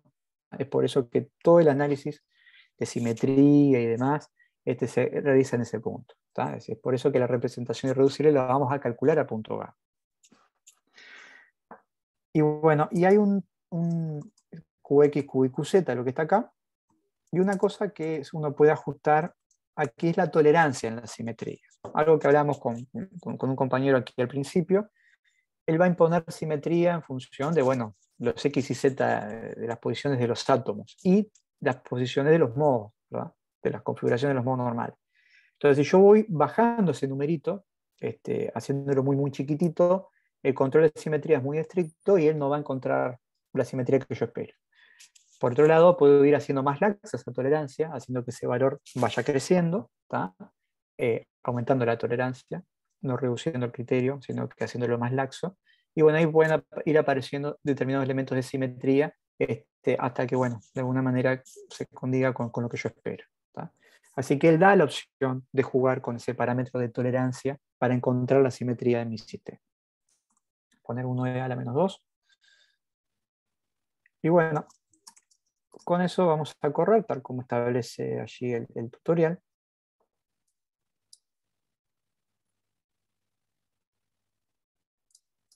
De vuelta a la primera parte, es la misma siempre. Y ahora vamos a correr con ese error. Entonces corre muy rápido. ¿Tá? Lo que hace él en este caso es, bueno, de vuelta a encontrar la simetría, en cuenta las operaciones de simetría dentro de mi cristal que están listadas acá, ¿verdad? Identidad, la opción 1, el punto 2 es el centro de inversión, y bueno, después tenemos rotaciones de eje de orden 4 y demás, y bueno, espejos, están todos listados, acá la tienen de una manera nomenclada con la notación de Schoenfeld. No se utiliza la cristalográfica usual de Hermann Magin, porque es más de grupo puntual esto, no es de grupo espacial. Así que es la notación nomás de química, de teoría de grupos en química. Y física también. Me salió el químico de adentro. Y bueno, el resultado relevante, si se quiere, es que bueno, ahora yo tengo todos los modos listados con su frecuencia en terahertz, ¿sí? Que está en paréntesis, y tengo al costado la representación irreducible que corresponde a cada caso, ¿no? Hemos dicho que los modos G, según la salida del quantum expreso, eran los que nosotros íbamos a calificar de Raman activos, y los modos U, los angrad, digamos, G de grad, simétrico, los U, los angrad, son los que eran, por ejemplo, relevantes para eventualmente espectroscopía de infrarrojo. ¿Tá? Pero bueno, ahora yo tengo una asignación de simetría de cada uno de esos modos. Así que sé su frecuencia, sé su configuración, y ahora le estamos asignando la simetría respectiva a ese modo. Así que yo los puedo nomenclar. Entonces, cuando yo digo, bueno, realicé el cálculo fonónico de este sistema con tal grupo espacial, que tiene una representación irreducible tal, bueno, tenemos tales modos que se ordenan de esta forma. ¿Tá? Y los nomenclo en base a su simetría. ¿Se entiende? Así que ya eso directamente lo sacamos de allí. Una cosa que yo no les he ido comentando es que, bueno, hay un archivo irrep.yaml. Todas las salidas del Fonopi se guardan en archivos así. YAML. ¿tá? Que básicamente nos guarda un formato tagueado, digamos, en este caso, con tipo index, ¿no? Tipo HTML, todos los procesos que vamos llevando adelante en el cálculo. ¿tá? Así que va a haber un archivo irrep.yaml, un archivo mesh.yaml, un archivo band.yaml, donde pueden ir a buscar la información cruda ahí nuevamente. ¿De acuerdo? ¿Se entiende eso? Esas representaciones de vuelta, que son representaciones mecánicas también, son las que uno puede encontrar en base a otras referencias. Por ejemplo, yo les decía, o les comenté la vez pasada, que podemos ir, por ejemplo, al sitio cristalográfico de Bilbao. No sé si están familiarizados con él. Nosotros que hacemos DFT, las primeras veces de las coordenadas, muchos de nosotros íbamos a buscar los caminos en retículo recíproco en esta base de datos, que es muy completa de todo punto de vista estructural. Se ha ido incorporando herramientas más y más con el tiempo. Y bueno, tenemos acá grupos parciales de simetría, estructurales y magnéticos, o sea, es muy, muy completo. Mucha información. Hay una sección que dice Raman, Hyper-Raman Polarizability, y dentro de esa opción hay una sección que es SAM, Spectral Active Modes, ¿tá? Que ustedes pueden cliquear. Y ustedes pueden cargar su estructura. Por un lado, simplemente asignando el grupo espacial de la estructura que ustedes tienen, o una entrada opcional, un archivo ZIF o un archivo resumido del material con el cual ustedes están trabajando. Acá, esto la tiene la transparencia de la clase pasada. Tenemos lo que es la entrada para el caso del óxido de titanio, ¿tá? Teniendo en cuenta la simetría de la base de datos, como comentaba Arles, y yo también les dije. El rutilo tiene un grupo espacial que es el P4/2 NMM, número 136, según tablas internacionales. Los parámetros de red, listados en una línea, A, B, C, alfa, beta, gamma. Tipo de átomos independientes en la celda, que son dos, un titanio y un oxígeno. Y acá tenemos titanio 1, ¿tá? Posición de Wyckoff, esto simetría, lo sacan de las tablas cristalográficas, posición A en 000, y el átomo de oxígeno que está en la posición de Wyckoff F con sus coordenadas X y Z. ¿Tá? Entonces apretan Show. ¿tá? Y ahí, bueno, él lee la información y, bueno, le da la representación mecánica. ¿tá? Entonces, bueno, como siempre, hay tres modos que son acústicos y el resto de los modos son ópticos, ¿tá? Según el análisis de simetría, y acá tenemos la representación de cada uno de ellos. Tan como estamos viendo acá, la posición esta 8J son los oxígenos y la posición 2A son los titanios, que es a lo que hace referencia esto. Entonces, esta tablita me dice, bueno, cuáles de los modos involucrados son los infrarrojoactivos, los A2U, los EU. Hay tres tipos que involucran solamente desplazamiento de los oxígenos, que son los átomos 8J, y bueno, hay dos EU que involucran desplazamiento solo de los átomos tipo 2A, que son los titanios, como ven ahí arriba. ¿tá? Y después están los más relevantes, bueno, más relevantes para gente como nosotros, que es mucho más fácil hacer Raman que hacer infrarrojo a nivel experimental. Bueno, nosotros muchas veces estamos interesados en esto, en los Raman activos de estos sólidos. ¿Qué me dice esta tabla? Bueno, que son los modos G, como vimos hoy, los modos Gerard. ¿tá? Hay un 2A1G, hay 1B1G, hay 2B2G y hay 3EG. ¿tá? Esto es simetría. O sea, acá no me dice ni cuánto es la frecuencia de ese modo, ni me dice la intensidad de ese modo. Me dice por simetría lo que tiene que haber. Nosotros lo que estamos haciendo con DFT es calcularle la frecuencia a cada uno de esos modos. Y eventualmente, si sigo haciendo el análisis, poder calcular la intensidad, no con Fonopi, sino con otros scripts, la intensidad Raman. Pero yo a priori, de la simetría de mi material, de mi compuesto, yo puedo inferir qué es lo que espero, en términos de simetría, su digamos, comportamiento óptico ante el infrarrojo y ante cómo es el comportamiento en rama. ¿tá? Así que bueno, esa información siempre está buena de chequear. Entonces uno dice, bueno, los modos ópticos Raman activos son estos, ¿tá? Son 2A1G más 1B1G más 2B2G más 3EG. Y bueno, el Fonopi y bueno, los códigos adicionales nos permiten asignar correctamente esa frecuencia, que es lo que a mí me importa. ¿tá? Así que esos modos listados son los que están acá. Yo lo que les dejé en la presentación también es, bueno, es parte de este análisis que les comentaba. ¿tá? Ahí los 4F son los oxígenos, entonces siempre los modos que de alguna manera son Raman activos, les puede buscar la frecuencia, conocer sus desplazamientos, a quién se deben, bueno, que están acá. Entonces uno ve que la estructura es rota, pero ahí se mueven los titanios. ¿Cuáles son los átomos que efectivamente se están moviendo? Son los oxígenos. ¿no? En el primer caso ahí tenemos un modo respiración, que el octaedro se comprime y se estira en la base, se estira axialmente y se comprime en el plano ecuatorial. Y en este segundo son desplazamientos de oxígenos que emulan rotación de los octaedros en torno al titanio. Pero estamos hablando de modos exclusivamente de los oxígenos, que son los que se mueven. Esos son esos primeros dos modos, y acá tenemos otros dos más. Decíamos hoy que eran 12G parecidos, y después hay otro más, en el cual, bueno, acá se desplazan átomos de oxígeno en el plano ecuatorial que emulan un twisting de los octaedros que tenemos allí. Así que bueno, no es magia, ¿tá? Uno es mecánica y simetría, ¿tá? Que me dice qué simetría tienen que tener los modos, y después, bueno, el cálculo de FT a mí lo que me ayuda es a calcular efectivamente la frecuencia que ese modo tiene. Y luego, eventualmente, la sección eficaz es la intensidad que puede desarrollar, ¿no? Así que bueno, eso lo tienen, ya les digo, desarrollado en las transparencias, ¿tá? Que luego nos va a permitir hacer esto, que es el resultado final que uno espera. Si uno tiene un espectro Raman o un espectro infrarrojo, hacer la correspondiente asignación de simetría. Entonces siempre me acuerdo de mi primer curso que tuve de FT, que lo tuve en La Plata, que lo organizó Graciela Punte.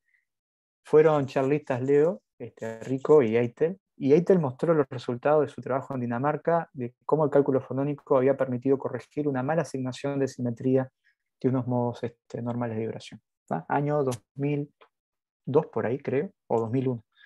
Fue mi primer curso en que me acercó a esta metodología y bueno, me enamoré del DFT y siempre me quedó presente esa charla de Eitel de lo importante que son los fonones, ¿va? Así que gracias a Eitel por eso. Siempre lo hago público y siempre me gusta recordarlo. Bueno, No sé si era gracias, en Ricardo. Dinamarca. Que era en Sí, Dinamarca, ¿no? Ese es un trabajo del año 93. Y fue hecho con Frozen Phonon. Digamos, es una técnica mucho más pedestre que usar el Phonopy. En ese momento no existía el Phonopy. Exacto. Así que fue hecho a mano, moviendo los átomos, ¿no? Y como bien dijiste vos, fijándose el problema de la simetría que plantea el movimiento de los átomos alrededor de la posición de equilibrio, cómo se pierden las simetrías, ¿no? Bueno, gracias por recordarlo. Sí, no, es que siempre lo tengo presente, me marcó pila esa parte, me gustó mucho. Si bien era otro código, porque creo que era una escuela de Crystal, Leo habló del Windows K, algunas propiedades hiperfinas, y vos justo mostraste estos resultados, pero bueno, eran resultados vinculados a DFT. Estaba Stefan también invitado. Los cálculos fueron hechos con FPLO. FPLO, ahí va. No, perdón, con LMTO, Linear Muffin Orbiter. LMTO. LMTO. LMTO. Bueno, así que siempre es bueno tener información para chequear, verificar, sobre todo si nuestros sistemas tienen simetría. Si uno empieza a trabajar a veces con nanocosas, la simetría se va perdiendo y ahí las asignaciones se empiezan a volver complicadas. Entonces uno tiene que comparar con lo más simétrico que se le asemeje, ¿tá? Porque si no, simplemente los modos, el Phonopy no los va a interpretar en simetría y bueno, ustedes no lo van a poder asignar. Y no pasa nada si no se puede asignar. El problema es si el sistema tiene simetría y yo no le asigno la simetría que corresponde. Si el sistema ya de por sí tiene baja simetría, bueno, tiene baja simetría y otra cosa, los modos se llaman A y A'. Pero bueno, lo importante es no perdernos la correcta asignación si hay simetría presente. Y hay Phonopy, y bueno, la mayoría de los códigos ahora, que son mucho más completos que años atrás, como decía Eitel, nos dan esa información. Recuerden, nomás el output que vimos del Quantum Expresso, ¿verdad? Acá simplemente lo voy a...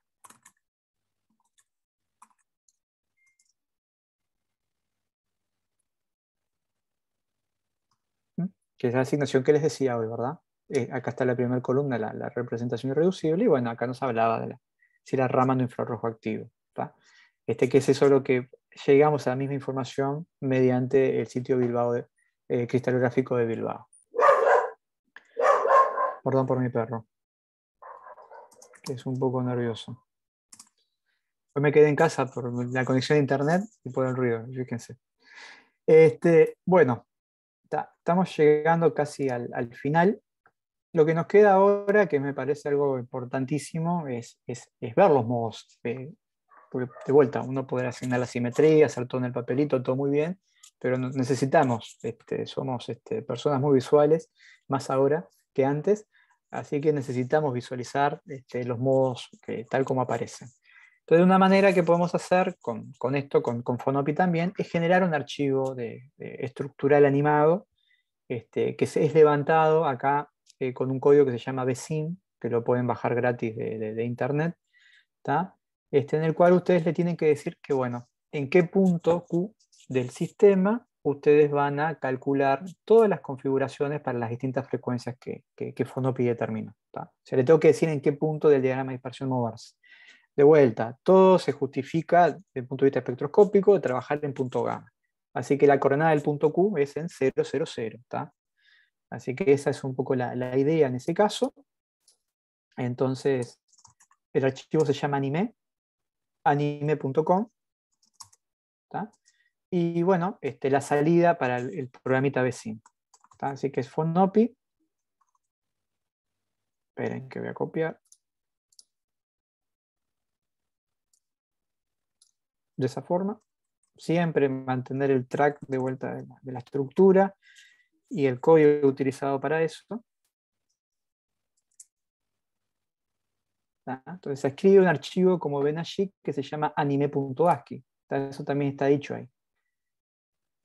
Que es un archivo muy sencillo, si lo ven en su estructura.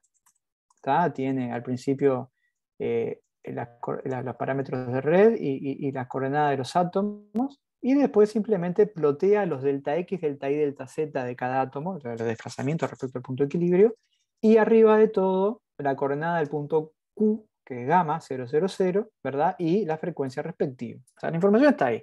Los delta X, delta Y, delta Z de cada átomo en cada configuración a la frecuencia respectiva. Y bueno, esto en ese formato lo lee este programita, BSIM, que es muy simple de instalar y todo. Está para Linux, está para Windows. Y es con el que hice yo las animaciones que están incorporadas en la presentación.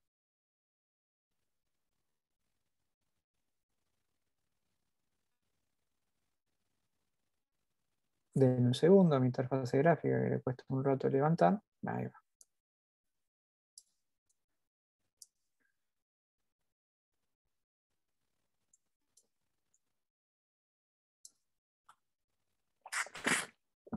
Bueno.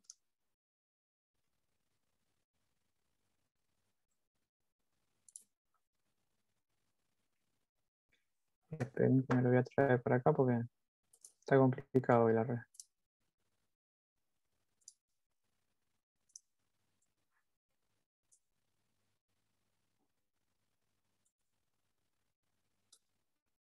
Bueno, acá cargo. Ahí me muestra la estructura. Hay un montón de cosas. Es un programa que permite visualizar. No me voy a detener en explicar cosas que son innecesarias para no perder mucho tiempo, pero no es el mejor programa para dibujar, pero como permite visualizar, voy a dibujar un poquitito más de átomos a ambos ejes para completar las esferas, digamos. Y bueno, hay una parte que se llama phonons, y ahí están los modos listados. Uno pone arrow y aprieta play.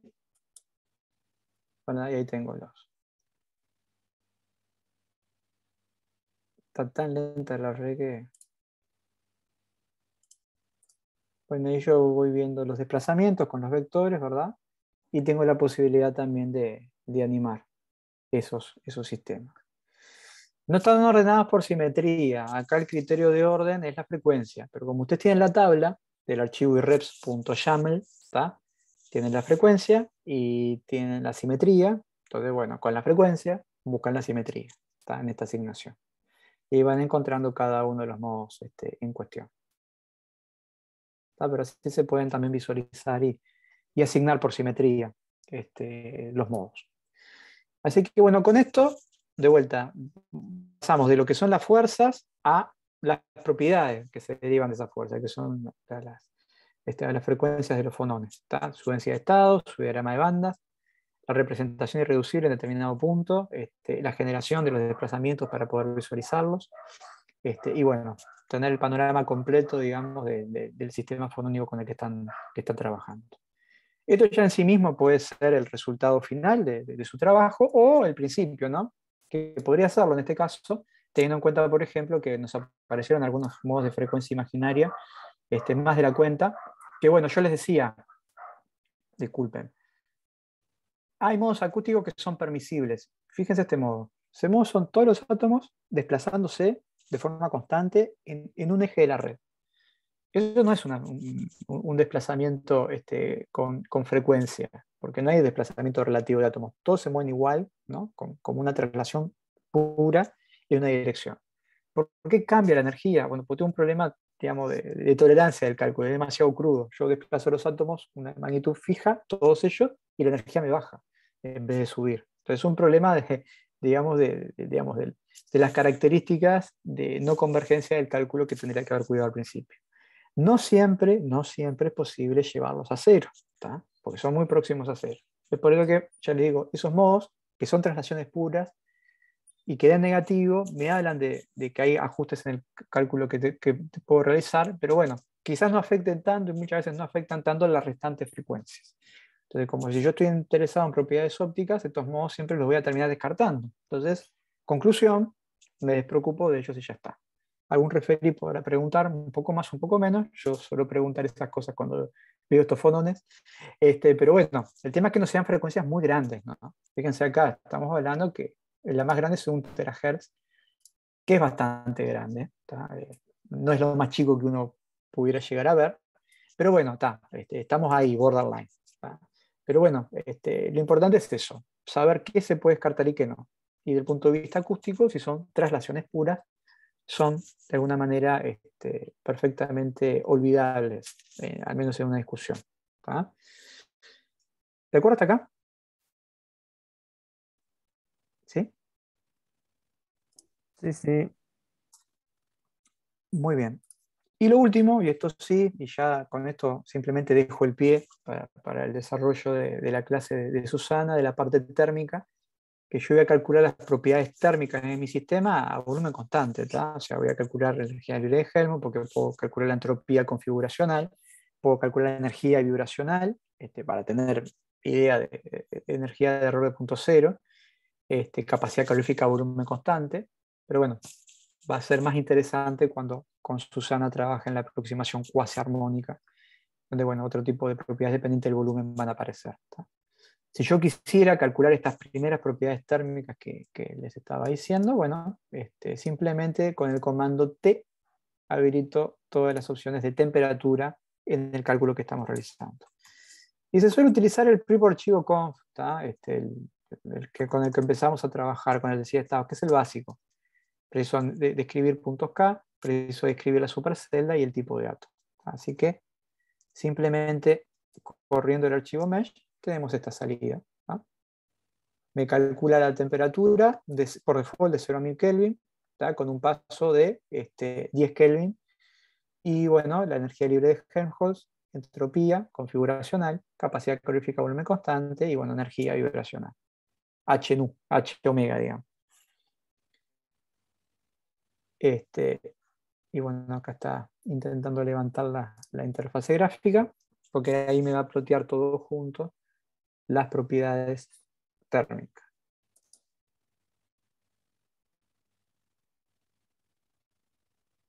Que son las que yo les mostré muy por arriba la clase pasada. ¿tá? Energía libre, entropía, energía vibracional para cada caso con esas expresiones. ¿tá? Que son del libro, ¿no? Esas, para obtener esas curvas. Que acá las estamos levantando para el dióxido de titanio.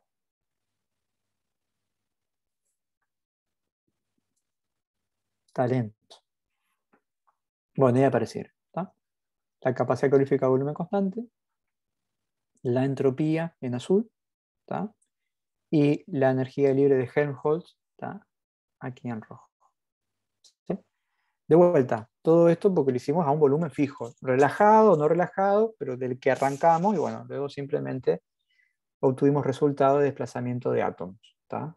Para medir las fuerzas y todo lo demás, ¿tá? pero para el volumen que yo definí de mi estructura. Con eso entonces, de alguna manera terminamos esta parte del tutorial, que sería hasta acá, ¿sí? Después hay una parte 2 que es de Susana, que Susana luego les va a aclarar si va a permanecer así o va a tener algún tipo de corrección. ¿tá? Sí, no sé quién estaba. Yo. Leo. Sí, Leo. Acá, mirá qué joven que estoy en la foto. Sí. Yo pensé que era tu hijo en la foto. No, mi hijo está más viejo que yo, no tiene pelo tampoco.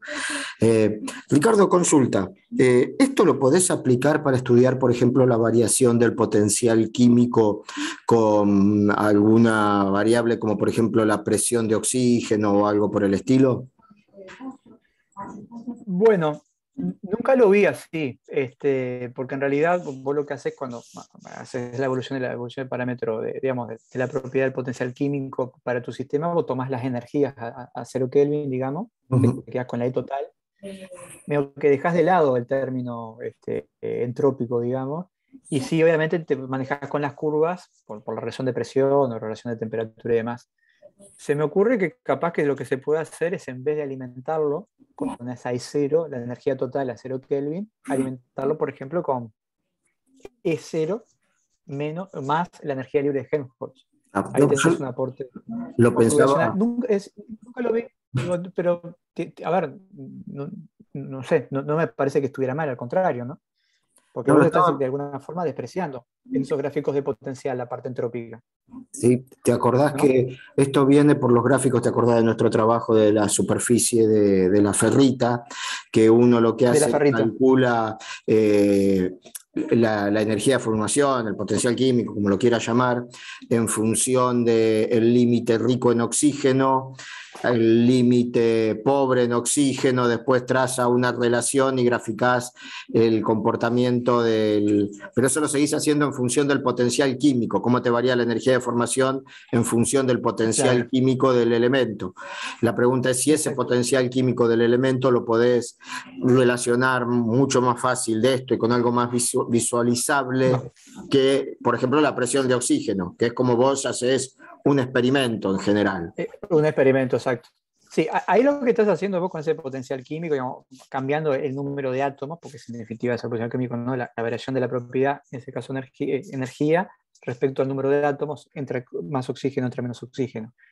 Pero ¿cuál es digamos, tu alimentación? Digamos, ¿con qué le estás dando a tu sistema para el análisis? Son energías totales electrónicas, ¿no?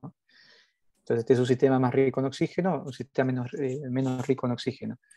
Acá lo que vos estás haciendo es, de alguna manera, extender la energía de tu sistema, no al 0 Kelvin, que es la que vos utilizás en el cálculo del potencial químico. Lo extendés en la temperatura en función de la presión, con el número de átomos que vos le agregás y le sacás. Yo lo que decía es que, bueno, vos tenés, para la situación, ponele, deficiente en oxígeno, dióxido de titanio. Bueno, vos tendrías no solamente 0, tendrías E0 más el aporte entrópico, E0 menos TS. Entonces tendrías una corrección a la energía de formación. El tema es que esas energías de formación son especies diferentes que tienen fonones diferentes y tienen entropías diferentes, entonces van a tener energías libres diferentes. Capaz que la energía de formación, en vez de expresarla en términos de energía, podrías hablar de energía libre de formación, y ahí sí incorporas esto. Pero tendrías que calcular de vuelta las puntas, ¿no? Sistema deficiente en oxígeno, sistema rico en oxígeno, conformar tus estructuras y sobre esas puntas calcular la parte vibracional y con eso obtener la energía libre con el cual hacer esa extensión. Porque la gente lo que termina haciendo, en definitiva, muchas veces es olvidarse de esta parte, digamos, de la parte entrópica. Y entonces la energía libre la aproxima a la energía total. Totalmente. Cuando en realidad tendrían que hablar de energía libre. No lo pienso en esos aspectos, pero sí lo pienso en cuando se calcula una energía de formación, que básicamente se habla de la energía de tu slab menos la sumatoria de las energías de los componentes, o potencial químico de los componentes, y después la gente lo saca directamente o de los metálicos o de plantear sistemas de ecuaciones a partir de los óxidos que tenga dando vueltas, y nunca hay un término entrópico. Exacto. Que muchas veces puede ser despreciable, pero en otros casos no es tan despreciable, sobre todo más la parte química, cuando vos tenés hidrógenos, que son elementos muy livianos, que tienen frecuencia de vibración no despreciables, bueno, ahí la gente de la escuela de química cuántica, cuando te hacen las energías de formación, no te las hace te las hace con las energías libres. Calcula la entropía, que es más fácil para un clúster, para una molécula, y sobre eso es que trabaja, ¿no? El tema es que si te varían, si vos estás analizando estabilidad de diferentes cosas, donde te cambia el número de átomos, lo que individualmente es chico se te puede hacer pesado y cambiarte un resultado cuando sumas sobre mucho. Exacto. Y ese es un problema. Entonces, siempre la aproximación de, bueno, decir, bueno, dejo de lado la parte de energía libre, dejo de parte de la entropía configuracional, me centro en las energías, pero eso no siempre es cierto. Y bueno, ese trabajito que yo les contaba, nosotros hicimos algo del estilo, muy acotado, pero bueno, de esa misma forma, ¿no? Esta que está acá. Yo tengo slabs, distintos sistemas unidimensionales, T2B, NRGX, NRGI y el BUL. Y bueno, ¿qué es lo que pasa? Bueno, a 0 Kelvin te cuesta, en definitiva. Claro. Es más estable que no. Y solo por entropía, acá no estoy teniendo en cuenta cambio de atmósfera ni demás, vemos que bueno, tengo un rango en el cual se estabiliza la fase, el hilo I, y después se vuelve más estable la fase que es el hilo X. Digamos, tenemos todas las transiciones posibles, únicamente en base a términos entrópicos, ¿no? Que me lleva a modificar la energía libre. Porque a 0 Kelvin está clara la diferencia. El más estable era el azul. Después, la verde le empataba. Ahora, en un régimen de 100 a 300, se estabiliza el verde. Y bueno, y después, la que estaba allá arriba de todo, de alguna manera baja y se estabiliza ya en el régimen por encima de 500. De vuelta, estas son las energías totales a 0 Kelvin, y acá tenemos el efecto entrópico.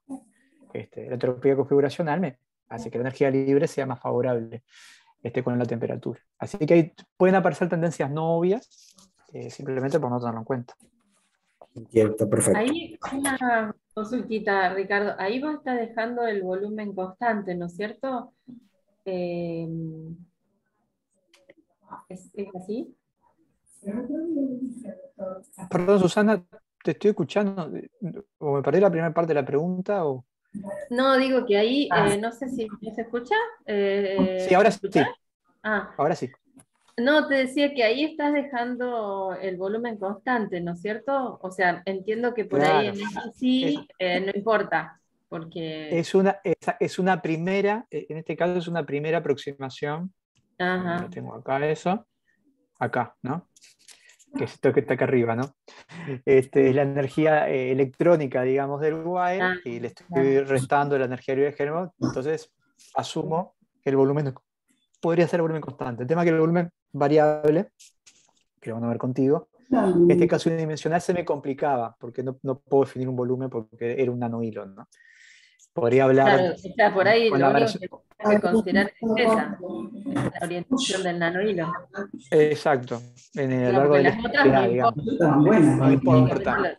Pero el tema es cómo normalizar eso.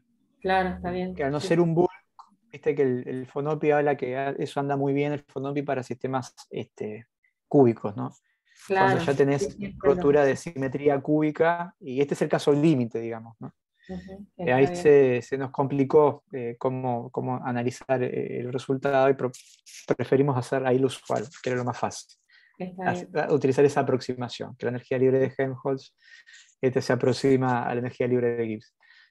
Volumen constante. Está bien. Gracias. No, de nada.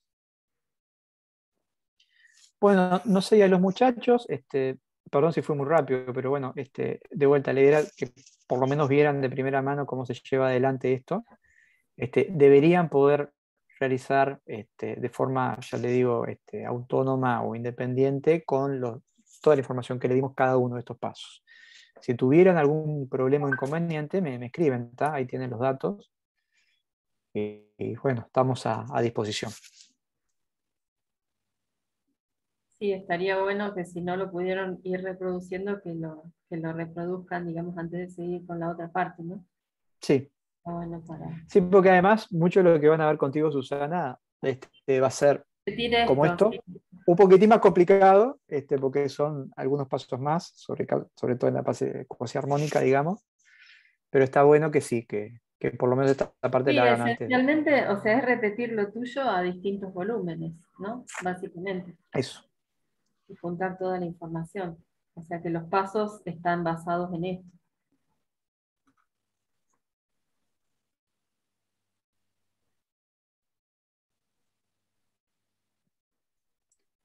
Muy bien. No sé entonces si hay algún comentario, alguna duda.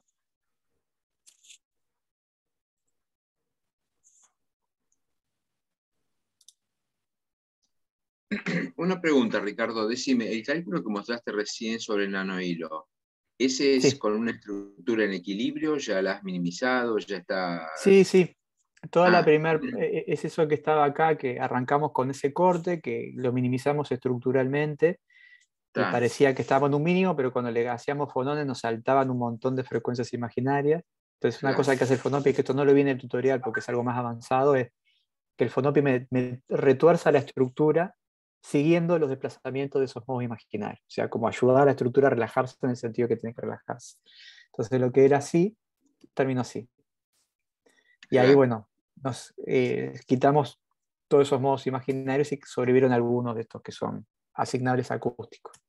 Y luego de tener eso, entonces digamos, los fonones nos ayudaron a relajar verdaderamente mi estructura para obtener un verdadero mínimo local que antes no era. Entonces, optimizar fuerzas es una parte. Los fonones no dicen si efectivamente esa estructura está en un mínimo local. Eso es algo Claro. importante también aclarar. Y ahí los fonones nos ayudan a encontrar ese punto. Y bueno, y sobre esa estructura ya minimizada es que, bueno, ahí empezamos a exprimir las propiedades. Determinar, en este caso concreto, la evolución digamos, las propiedades termodinámicas con la temperatura. Yo no me acuerdo si lo dijiste, pero ¿cuáles son las dimensiones reales del nanohilo con el cual Este trabajaron? nanohilo, no, sí, es muy chiquitito, ¿no? Aproximadamente tiene un diámetro de 3 con algo de Armstrong, ¿tá? 3 a 4 Armstrong aproximadamente. Y bueno, obviamente estos modelos es infinito. Los papers Ah, experimentales en los que nos basamos dicen que tienen aproximadamente 120 Armstrong de largo. ah, bien. Porque hay dos rutas. Uno son estructuras unidimensionales con potasio. Entonces uno lo mete en una solución básica. Entonces medio que obliga a romper la estructura de ese sólido y quedan los hilos separados. Es como es desarmar la estructura. Y en ese proceso, bueno, sobreviven pequeños nanohilos cuasi atómicos, digamos, porque es un nanométrico. Y bueno, tienen, al menos por microscopía lo que vieron es que tenían ese largo de 120 nanómetros y ese ancho, aproximado de 3 a 4 amplios.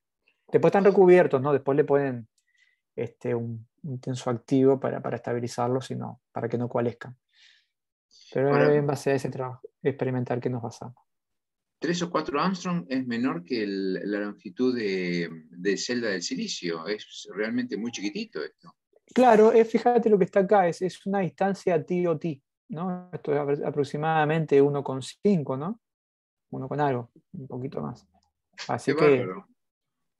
sí, sí, sí, sí. Pues se llaman Atomic Scale Wires, de vuelta, son hilos, pero es un nano. No hay muchos trabajos, ¿eh? Ojo, nosotros no lo hacemos experimentalmente, nos basamos en un trabajo experimental que leímos, y bueno, fue lo que motivó hacer esas pruebas. Está. Bueno, gracias, Ricardo. Muy estables no son, pero bueno, hay evidencia experimental y aprovechamos a hacer cuenta.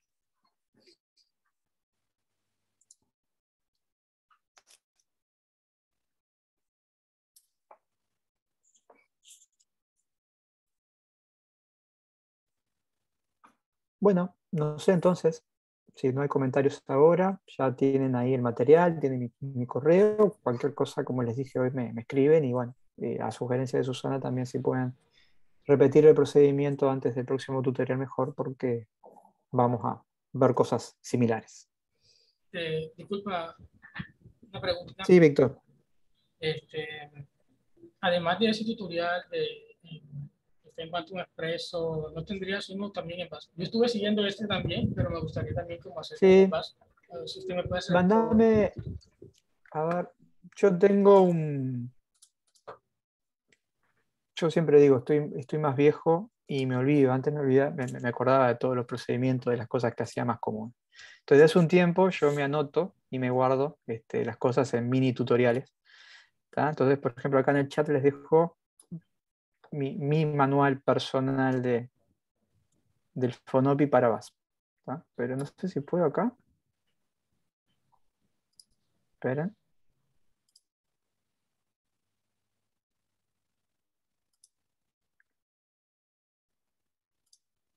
No sé por qué no me deja acá. Tirar en el chat. No puedo. No se pueden compartir archivos, me parece, en el chat, solo como link. Ah, lo Bien. podés mandar en el chat de WhatsApp, si querés, Ricardo. Ah, bueno, está, lo tiro ahí. Claro. Ujú. Ricardo, Pensé que se podía acá. Ricardo, Sí, sí. No, solo Drive, solo link de Solo Drive. Drive. Está. Sí, Arles.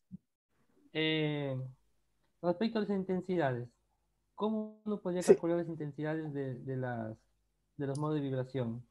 O sea, A las intensidades, sí, eso no lo vimos porque toma un tiempo más, pero eso también yo les puedo pasar. Lo tengo hecho solo para VASP.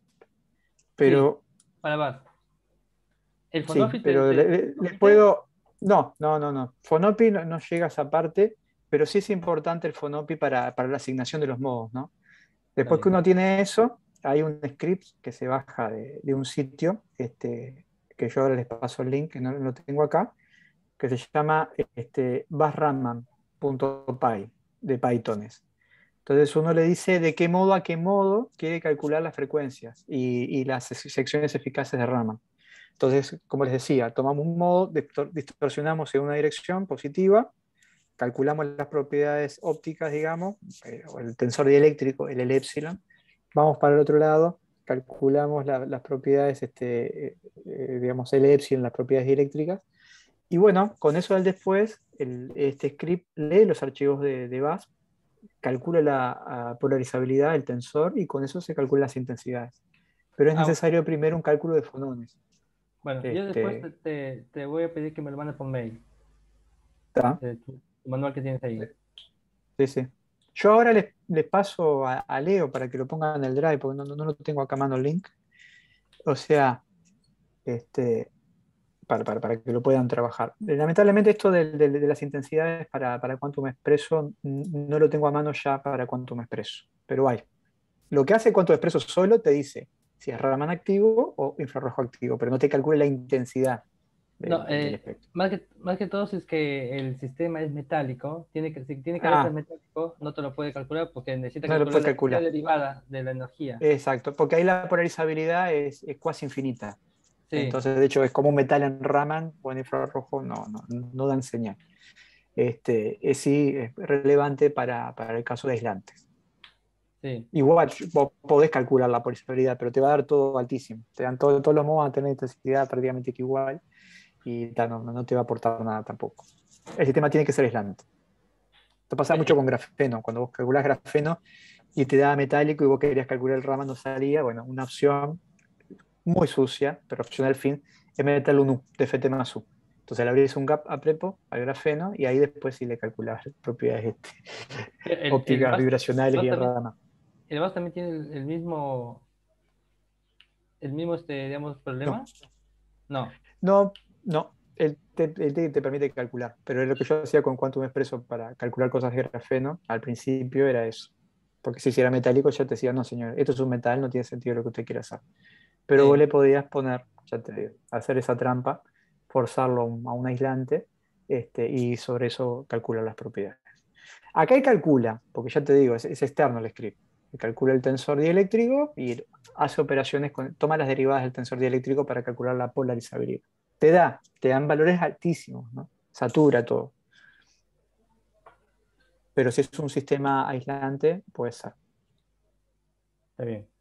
Sí, yo lo intenté hacer con Quantum Expresso y simplemente me dijo que no está implementado para sistemas metálicos. Claro. Así que tan solo me quedé con la frecuencia nada más, pero me interesa saber la frecuencia. Exacto. No, porque si vos haces catálisis, por ejemplo, absorbes una molécula sobre una superficie metálica, vos cuando haces el experimento mirás solo la molécula, no mirás el conjunto. Entonces vos ahí lo que podrías hacer es, hacer un modelito de tu molécula absorbida a uno o dos átomos, procurando que el sistema no se te vuelva metálico y sobre eso calcular las propiedades. Esta es una superficie de un óxido y estamos metiéndole hidrógeno, ¿no? Entonces queremos saber si el hidrógeno se absorbe o se absorbe, ¿no? O sea, ¿y cuánto penetra? Y bueno, queremos compararlo con medidas experimentales. Y necesitamos, las frecuencias dan, o sea, dan bastante bien con experimentos, pero no es suficiente, queremos ver, digamos, las intensidades, claro. Las intensidades, ¿no? Sí. Las intensidades. Sí, ahí vas a tener que forzar el sistema que no sea metálico o trabajar con una parte del sistema, la primera capa, digamos, de ese óxido, procurando que bueno, no te quede metálico y sobre eso sí calcularles la polarizabilidad.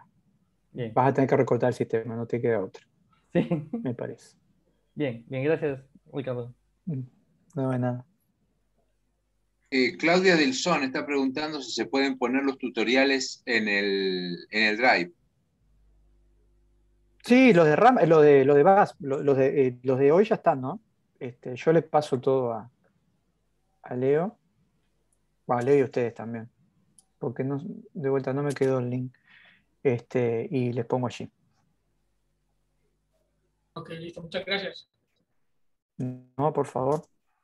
Ricardo, voy parando la grabación ya. Bárbaro.